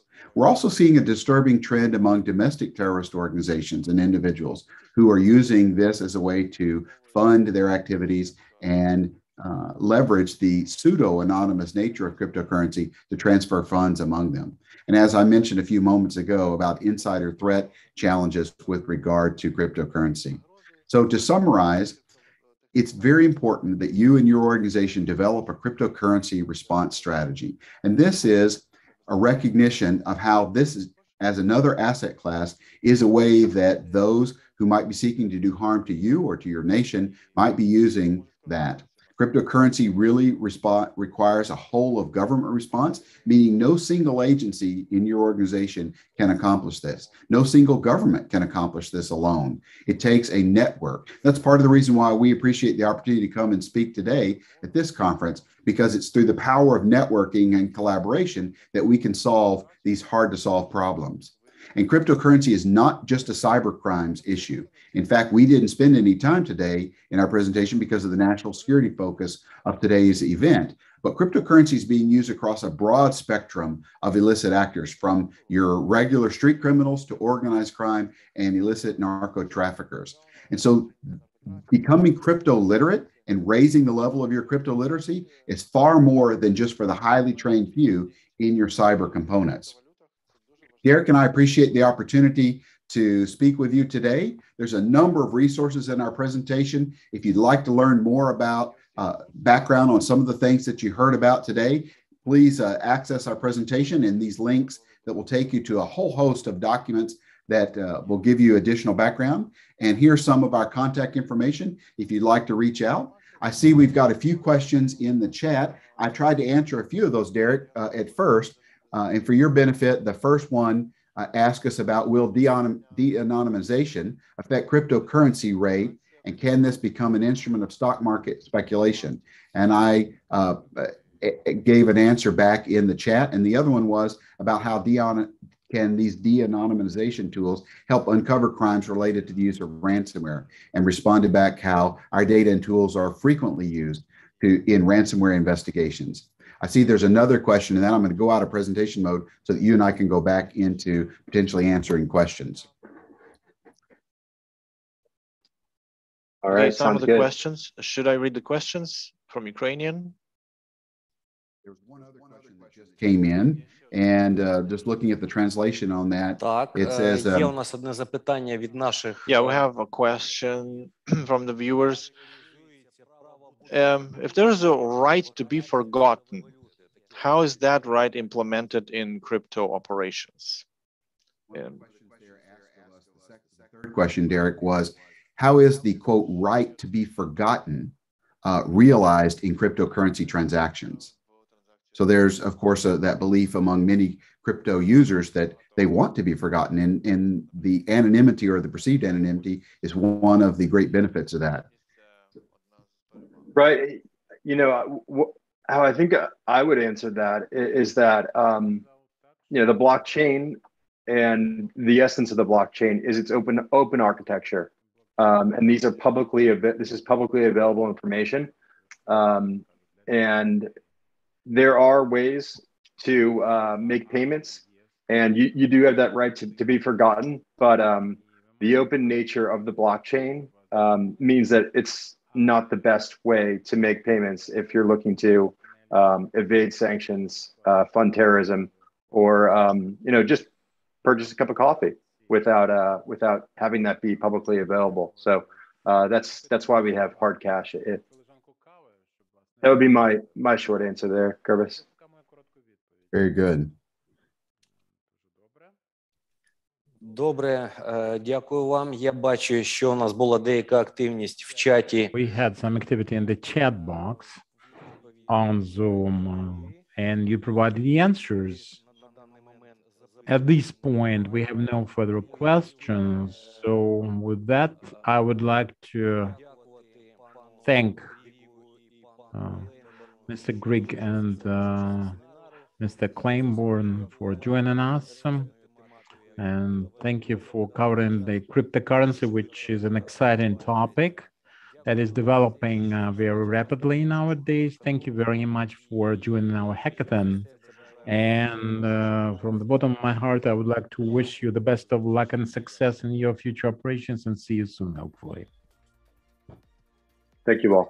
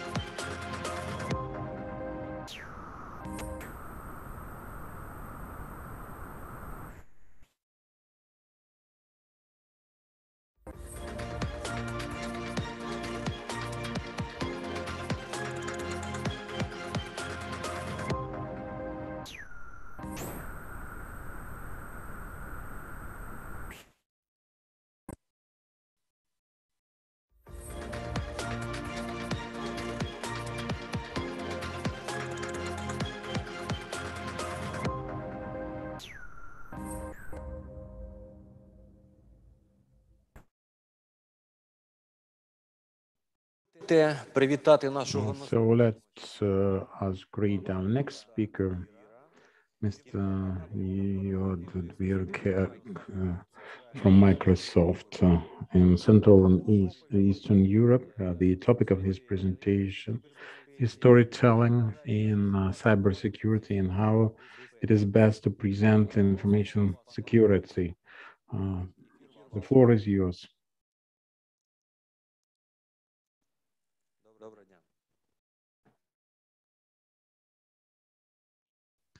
Hello, can you hear me? Так, вас дуже добре чути. Yes, we can hear you well. I'm really excited to talk to you today. Thank you so much. I apologize for not speaking a local language, but I'm going to take my session in English. So thank you very much for that. I'm going to share my screen in a second, and we're going to talk about how to make cybersecurity more interesting. Okay. And I'm going to show you a few examples and a few tricks, and also to share with you some top of mind for how we see security from a Microsoft perspective. I hope that's okay. Just give me a quick acknowledgement that you can see my screen once I share it. It should be okay. Yep, can you see it?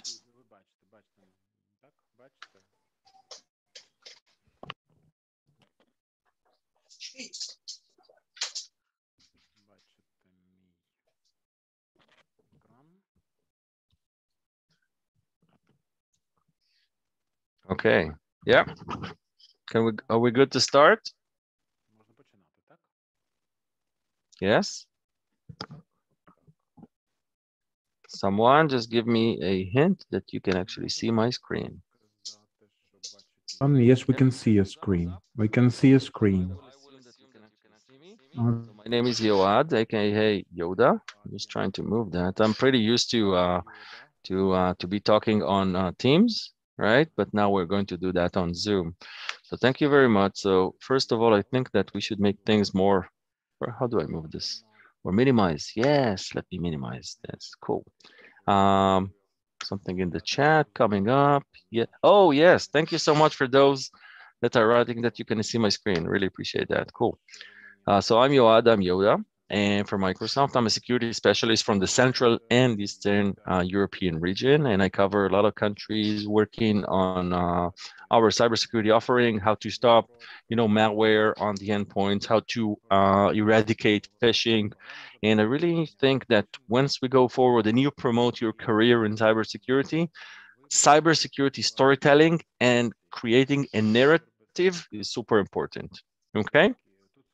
Really, really important. It doesn't matter if you are using a solution and you need to bring more budget, right, from the board, from your executives, or you're trying to talk to the CEO and bring more budget, or if, for example, if you're a vendor like myself working for Microsoft, and I'm trying to, create a story because why we have so many moving parts or moving elements in security. We have the endpoints, we have the identities, we have devices, we have the firewalls aspect, we have DDoS, and I can go on for we can talk about encryption and database protection, and we have so many tools out there.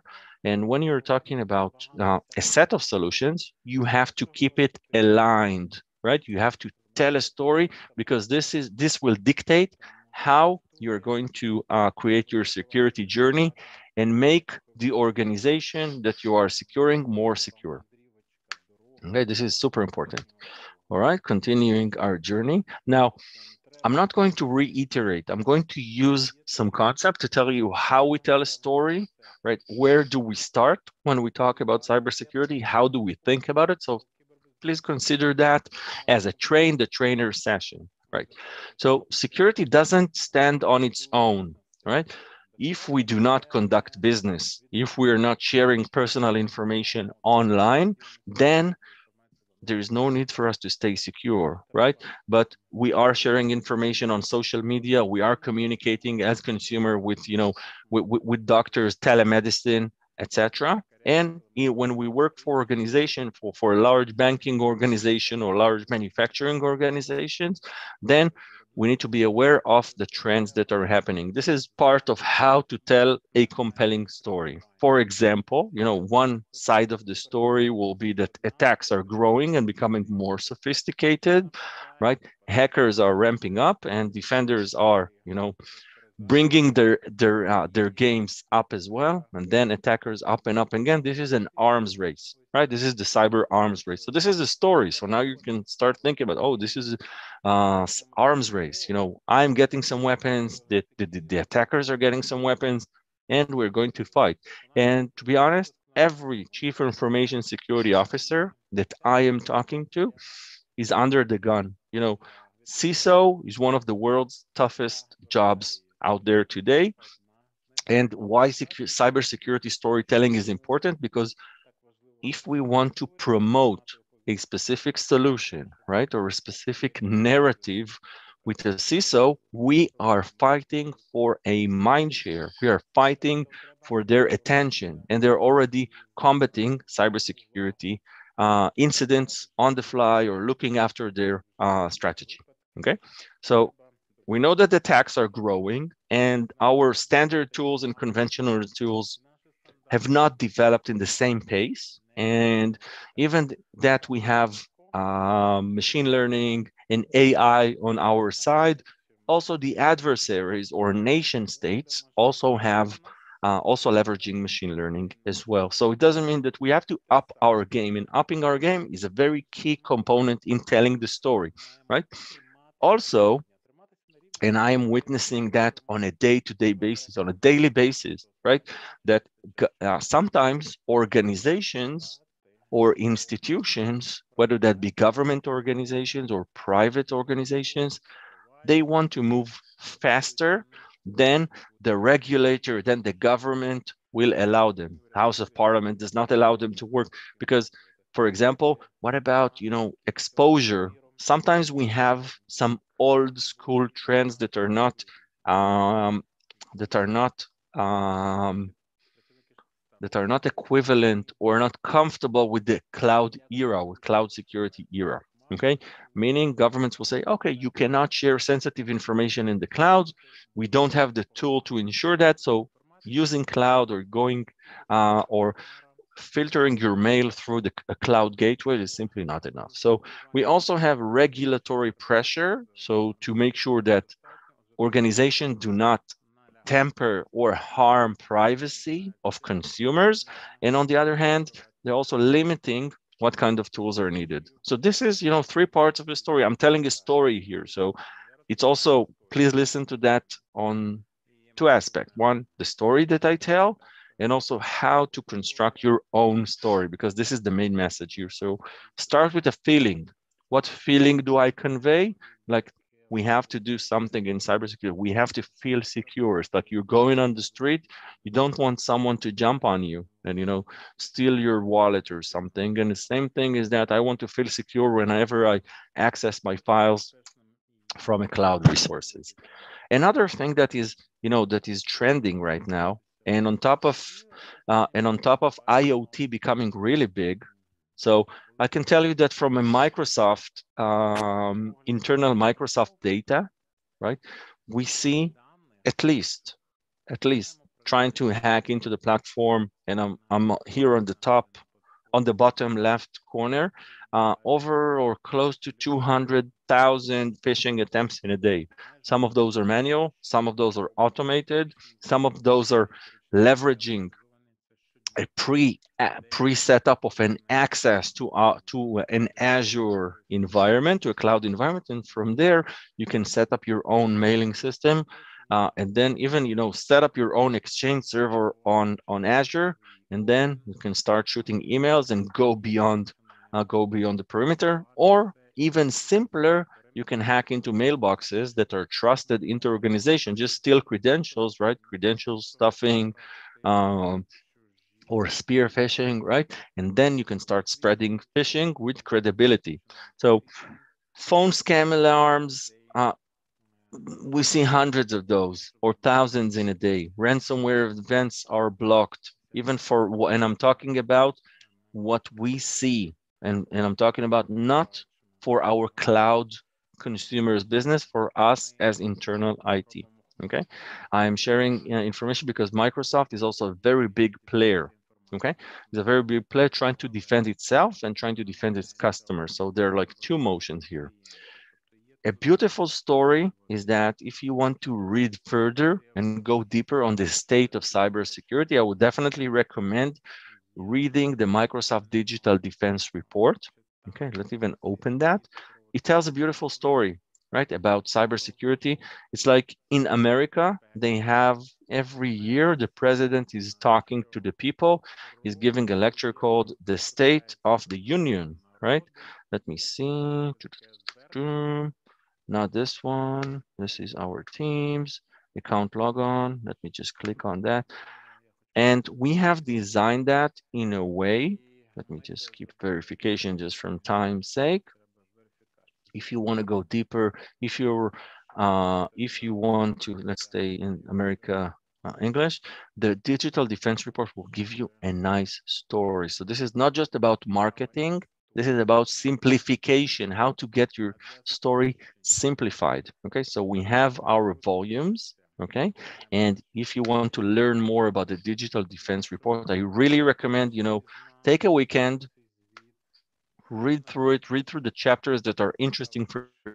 We have, you can read about the state of cybercrime, which, just from, we have snippets of informations that are taken from that report. And you can see that if we're talking about cybercrime, which is a story that was pulled out of the report, if you want to read the entire report, you just read through the chapter and read through the diagram. We're trying again to simplify things. So you can read about the statistics, about how, for example, a very nice fact that you can take out of the data, some kind of an insight, right? That a 50% year-over-year reduction in employee susceptibility, how prone, how likely we are to be attacked or to be susceptible, like to COVID, but to phishing attacks after being after taking a training on phishing simulation. Basically, the story and the narrative here would be, so this is the fact. How do we take it as a story? All right, I am the CISO, or I am pitching to my management, or I'm trying to sell a solution.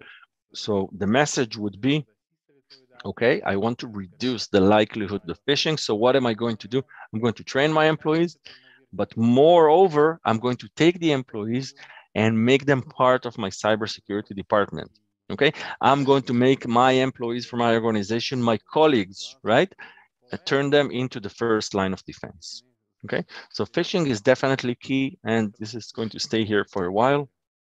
Another prominent piece of a story we're telling, right, in the digital defense report would be prices of cybercrime, because everybody understands price. And when we talk about pricing, it's like going to a supermarket. Now, I'm telling you a story. It's very easy to understand. So, okay, this is how you tell a story. We have data. Now we want to make our data simple. So the likelihood would be, okay, the analogy would be is like going to a supermarket in the darknet, or going into a forum or an e-commerce website for ransomware kits, for compromised devices, attackers for hire per job. Why is that? Because think of attack groups, right? The minority of the groups, right, the big ones, okay, are doing everything on their own, from reconnaissance, from espionage, from gathering intelligence, OSINT, open source on Google or Bing, right? Or things that are not open source. This is still collecting information, and then you can move on to compromisation, initial access, lateral movement, exfiltration, the whole classical kill chain. But the majority of attacks are very much fragmented. So each group will focus on the things that they do. For example, I'm going to password spray as a lot of, or I have a list of potential usernames, and I'm going to password spray them until I get some access. When I have access, this is where I stop my activities, and this is how I'm going to monetize. I'm going to monetize and make money out of that, sell those access. Okay, so for example, if an attacker, okay, is trying to access a target system, whether that be to brute force RDP, or to find credential for an SSH session, right? Then if they're not successful, they just turn and bite off someone. So that's another way of telling a story. Let me see if there's something in the chat. I cannot read that because I don't understand the letters, but please forgive me.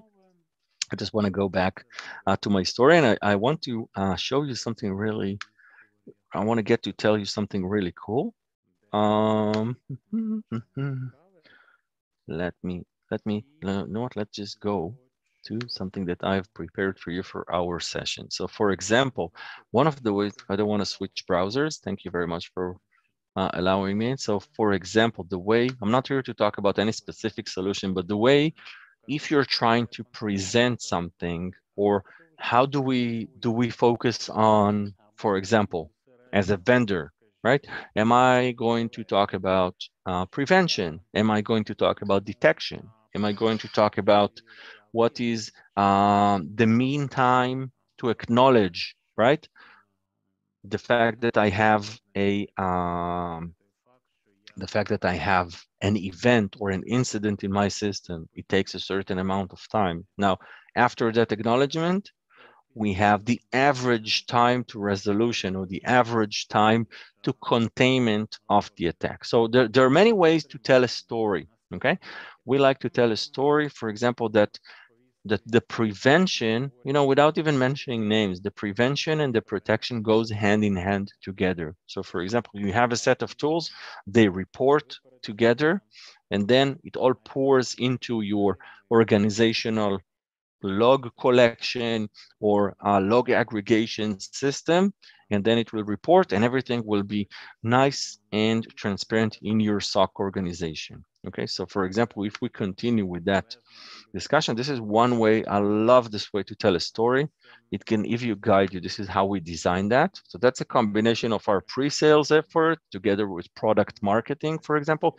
Take that. So, it tells a story. It tells a story. You can send it to people. They can work with it. They can get ideas of things that they want to implement. I see we have another thing in the chat, but again, I cannot read it. Please, shout in English if you have a question. So one is that we're going to assemble threat signals from every source. But if we click on incidents, for example, it's a guide through. That's another way to tell a technical story. You're just clicking on the screen, sharing dots. And here we're going to have an incident, for example, for password spray. So I'm going to click on the incident. And then voila, I'm visualizing. And this, by the way, this is how the system works. Those are snippets from the tool. Okay, this is, again, without mentioning names, right? It doesn't matter. It's how to tell a story. How do you explain something? How do you, for example, me as a vendor, how do I explain? Or me as a user, as an analyst, how am I taking an incident and telling that to my colleagues? So for example, from password spray, you can actually understand which endpoints it touches, what is the update, what is the severity, and which users are affected. And if I'm closing that, for example, now I'm pivoting. So I understood that the detection phase ended. And again, this is my narrative from detection. And now I'm moving to the second part of my storytelling. In that case, it would be the second chapter, the epilogue, the start, and then the end. And the end would be, for example, or the continuation would be going through investigation. Now I need to go even deeper in the tools, right? So going into deeper in the tools is actually to create this correlation of, I want to understand the timeline. I want to understand the flow. I want to understand the kill chain of a specific incident, right? So I can view that, for example, if we're talking about an incident of a human operated ransomware attack, right? It starts from a dropper, a crypter on a specific machine.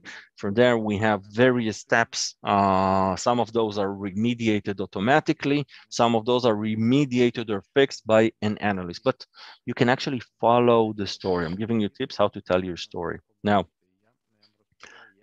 another part of the story, okay, we have contained the event. We have detection, we have prevention. Now, how do we become smarter? How do we become proactive? Not just to sit there, and wait for something to happen. We want to hunt. We want to hunt for the bad guys trying to hack into our system. And this is what we call advanced hunting. And I would say that, for example, in our platform, in Microsoft 365 Security, or in Microsoft Defender platform, Microsoft 365 Defender, we're using the language of KQL, Gusto query language, where you can go really deep in the data and search for anomalies, right? You search for anomalies in your data, and you are trying to find things that are not matching your baseline, and then you start investigating. This is what we call advanced hunting. Once you have all of those, right, you can also pivot and check what is happening in your cloud environment. And lastly, this is the summary. For example, go back. So how you told the story. So now that you are an expert on storytelling. So one thing is that to present the prevention and the detection, right? Prevention, detection, prevention, and protection. This is an ongoing triangle. And then we pivot to the all-up view. We are going into the investigation platform, going into cloud exploration, and then summing up, okay? Another way, we have some other beautiful stories like human-operated ransomware. Those are actual stories that we see from various SecOps team within Microsoft and outside, okay? So for example, you can split that. It's very important to create a graphical imagery in the minds of those that you're telling the story to. So the graphics that you use and yourself are the tool to demonstrate what you are presenting.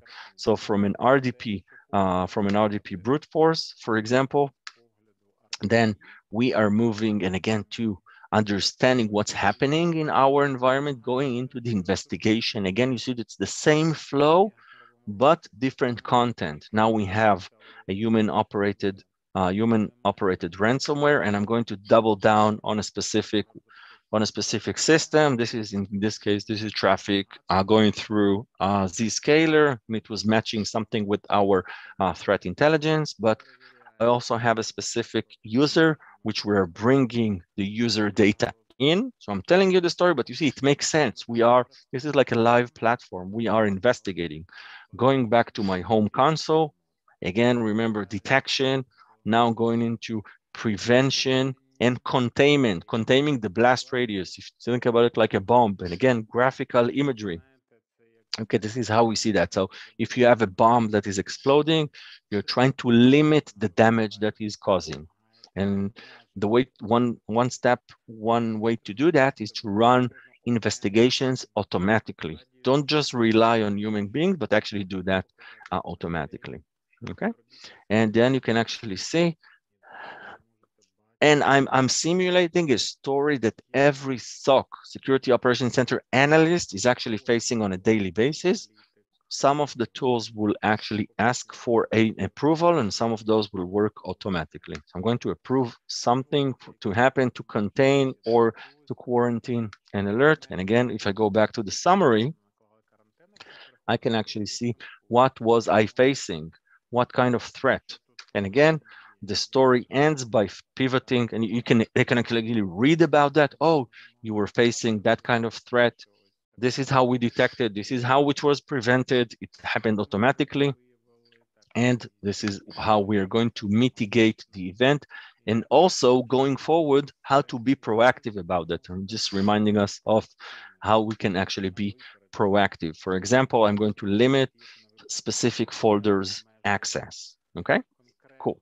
I think this is about time to wrap up. Let me see something. I cannot hear, so let me just, I cannot actually read. This is a quick fix. So this is a bit of a longer story that we have here, but it goes back, you know, attacker exploits, attacker gains control, attacker grabs the data. Tell your story in a coherent way. And remember, let me tell you one last thing for me. One last point, and then I'll say goodbye. Whenever you demo, okay, for example, whenever you need to demo something to your colleagues, to your management, to your customers, to your accounts, okay, demo is key, but don't demo for the sake of demo. Don't do demo instead of storytelling. Tell a story, and if the demo helps you complement your storytelling, and if the demo helps you complement your story, well done. Okay, and remember that the audience knows maximum 10% about your product. So first of all, I hope I was able to help you, and not to help, or to share data. For example, I like to use this diagram. This is one of the diagrams I used to use before, and you know, some customers, they see that and they say, oh my God, what is that? This is too complicated. This is too complex. I don't understand anything. And for some of those very techie people, they're like, I love it. I understand everything that happens, all the connections, all the different components in the system. Okay, so you need to ask yourself when you're talking to the audience, was that too technical or just right? It depends on your audience. Okay, and another example, if you're talking to a very techie audience, very tech-oriented audience, maybe such a diagram, they don't like the architecture. Okay, so be very much aware of what you're bringing to the game. With that, I want to say a big thank you. If you have a question or you want to share something, feel free. If not, my name is Yoad Vir. I would love if you connect with me on LinkedIn. And thank you so much for the opportunity. And let's take the cybersecurity narrative to a higher level. Life is too short for boring presentations. Thank you so much. Team, over to you. Так, дякую вам. Yes, thank you. We have a couple of questions in the studio. There's one question in English. Which software can be used to promote cybersecurity for school children and Which students? software to promote cybersecurity for children and students? Which software can be used? Yes. Yeah. Which software can be used to promote cybersecurity for school children?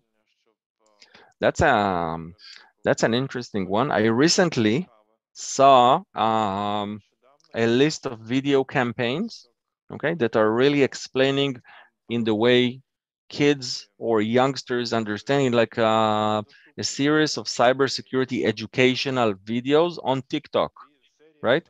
That's a very interesting aspect, because those are a set of, if you're pinging me on LinkedIn, I will share with you the link. I don't have it with me right now, but for example, why downloading or approving access to any application that asks for it is important, okay?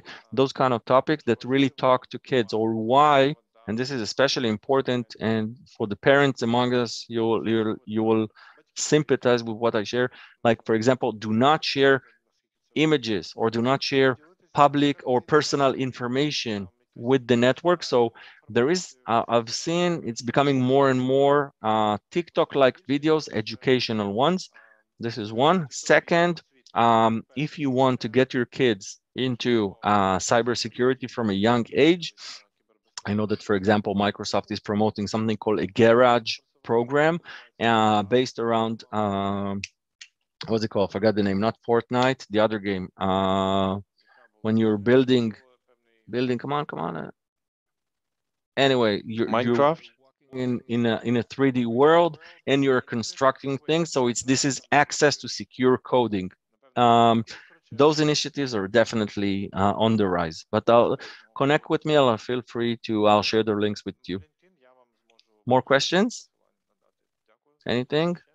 Це у нас було запитання від наших. Yeah, that was a question from our experts who participate in hackathon and assess our teams. And now I will also pass you the question from our hackathon participant from the blue team. What Microsoft software products that are aimed at security in the Internet of Things, IoT? Because the IoT spreads around, and it's a very important thing for us to consider, where we're going to need to have some policies in terms of data security, both for singular people and critical infrastructure. Over. Have you heard the question? Is that a question for me? Yeah. But I need that in English. I apologize. Did you hear the translation? But if not, we can take it offline as well. Feel free, reach out. I will be very happy to connect later on. Please please choose English language in interface, user interface. Can you hear now? How do I choose English channel? Oh, English channel. I'm sorry, I'm using Teams. I'm not used to Zoom, to be honest. I'll take it on me. How do I select? Interpretation icon. Where is the interpretation? Okay. All right. Can you hear now? Yes. Oh my God, this is amazing. This is like the future. Great. Thank you. I didn't know it exists. Thank you. This is super cool. Can you repeat the question, please? Sorry. The Internet of Things. The Internet of Things, it's spreading around, it's growing. So we need to consider the security for Internet of Things, both for individual persons and the infrastructure and companies, etc. Are there products, Microsoft products and specifically, that consider and deal with security for IoT? Thank you. Over. 100%. Oh my God, I feel like I'm part of the future now. Thank you so much. I understand. Definitely. So Microsoft is investing a lot. We are acknowledging that security of IoT is the future. We have acquired a company, I forgot its name, about a year and a half ago, that is specializing on IoT security, and it has been implemented into our Azure platform. So for example, when we are defending endpoints, we call our suite Defender for Endpoints. And for example, when we are defending IoT devices, we are deploying sensors on premises and appliances that collect data. It can stay on-prem, analyze the data, and based on intelligence, helps you mitigate also coming threats. That solution is called Defender for IoT, and this is definitely something that is growing. We have a lot of manufacturing companies and energy companies that are using our solution to protect themselves from the next wave of ransomware. Definitely, 100%. We're super invested into that. More questions. Great, thank you. Yeah, there are more questions. An interesting question, I would say. So here it is. What are the plans for the Microsoft to increase the protection of the most popular product, which is Windows operation system? To increase what? Say it again. Security. To increase? Okay.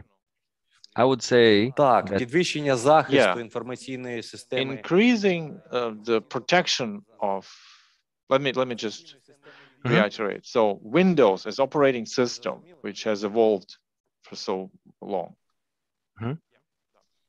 Okay, so I can give you on a personal account. So I joined Microsoft 6 years ago, and security was a different thing back then. What we're doing today in order to leverage Microsoft security is actually using something we call telemetry, or connecting to a higher collection of intelligence. Okay, in security, the more signals that you have, the more data points that you have, the more accurate decisions you will be able to make. Okay, meaning we are collecting events and anomalies from our endpoints. They are, of course, anonymized, tokenized, right?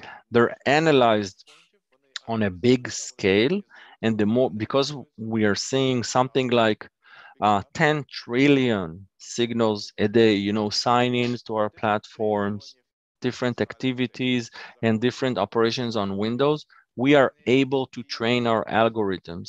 Think about it this way: we are planting a small machine-like brain in the kernel of Windows that is able to pull intelligence from the cloud. We really believe that the operating system, we can only harden it to a certain point. We can lock it down, but eventually we have to let the users be productive. But the anomalous detection have to be pulled from the cloud and correlated. So if something bad happened to a neighboring tenant or to neighboring users, we will be able to, you know, pin down that and protect other ones. So we are investing a lot on our threat intelligence, and size does matter in cybersecurity. This is the future for the operating system, if you ask me. Thank you. Right, thank you. There's one more question. It's about Ukrainian context. Will the cooperation with Ukraine in the future, are there any plans? If so, then what training programs is it planned or scheduled to have in Ukraine? Over. Let me split that into two. So I am spending my days, although I don't speak Ukrainian, I'm spending most of my days working with the enterprise customers in the Ukraine. banking sector, manufacturing, and energy sector. So we are very much focused. We have an office in Kiev.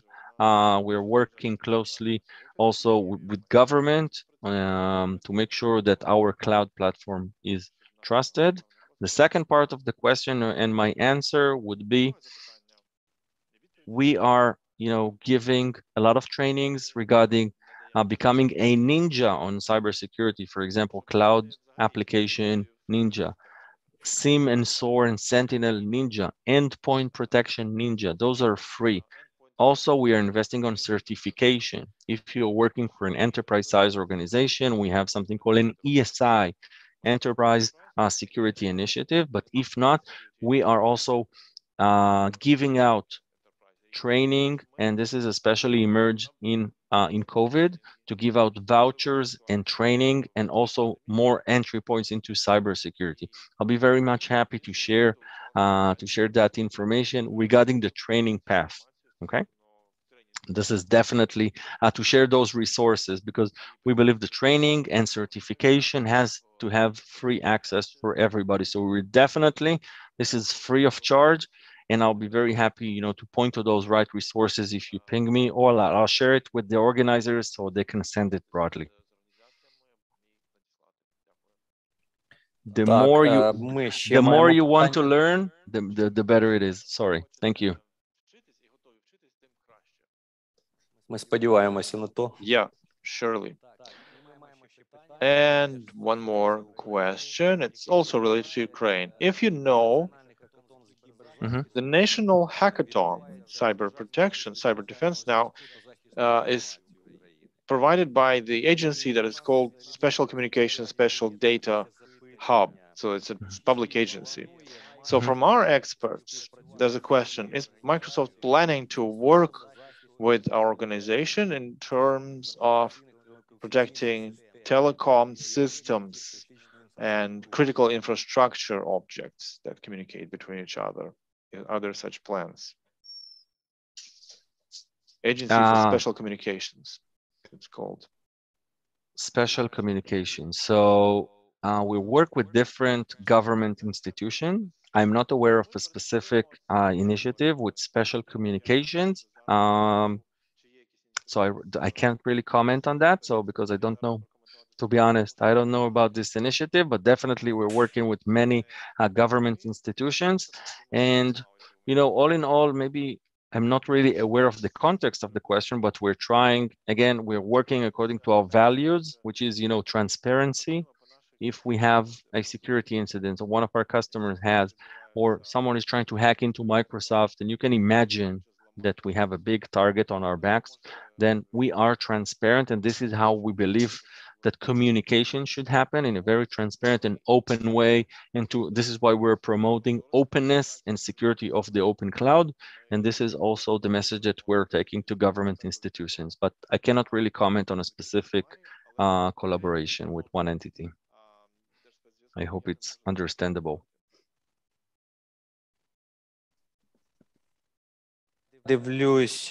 Okay, clear. Thank you. So at the moment, we've exhausted the questions. So thank you very much, Yoad, for becoming part of our event. We should appreciate that. On behalf of all of our organizers of this hackathon, hopefully in the future, you will also be voicing your, you will join our national hackathons. And hopefully it's the work that's going to only scale up in Ukraine, thanks to engagement of great experts like you. And that's why. Thank you very much once again. Thank you, for this sir. presentation. Thank you for the opportunity. This has been great. Looking forward to meeting you in person next time. Thank you so much. Bye-bye. Дякую вам. А зараз я хотів би зробити оголошення для всіх. So now there's an announcement for all of our viewers. This was namely the last presentation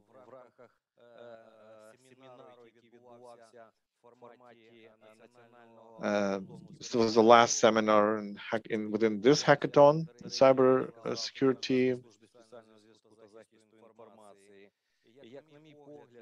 And I would say, and my colleagues share that it was an interesting seminar, interesting presentations from our speakers, and thanks for all the participants, all the viewers who joined in the seminar, who's become active, were active. So at this, we wrap for today. And see you around. See you next time around.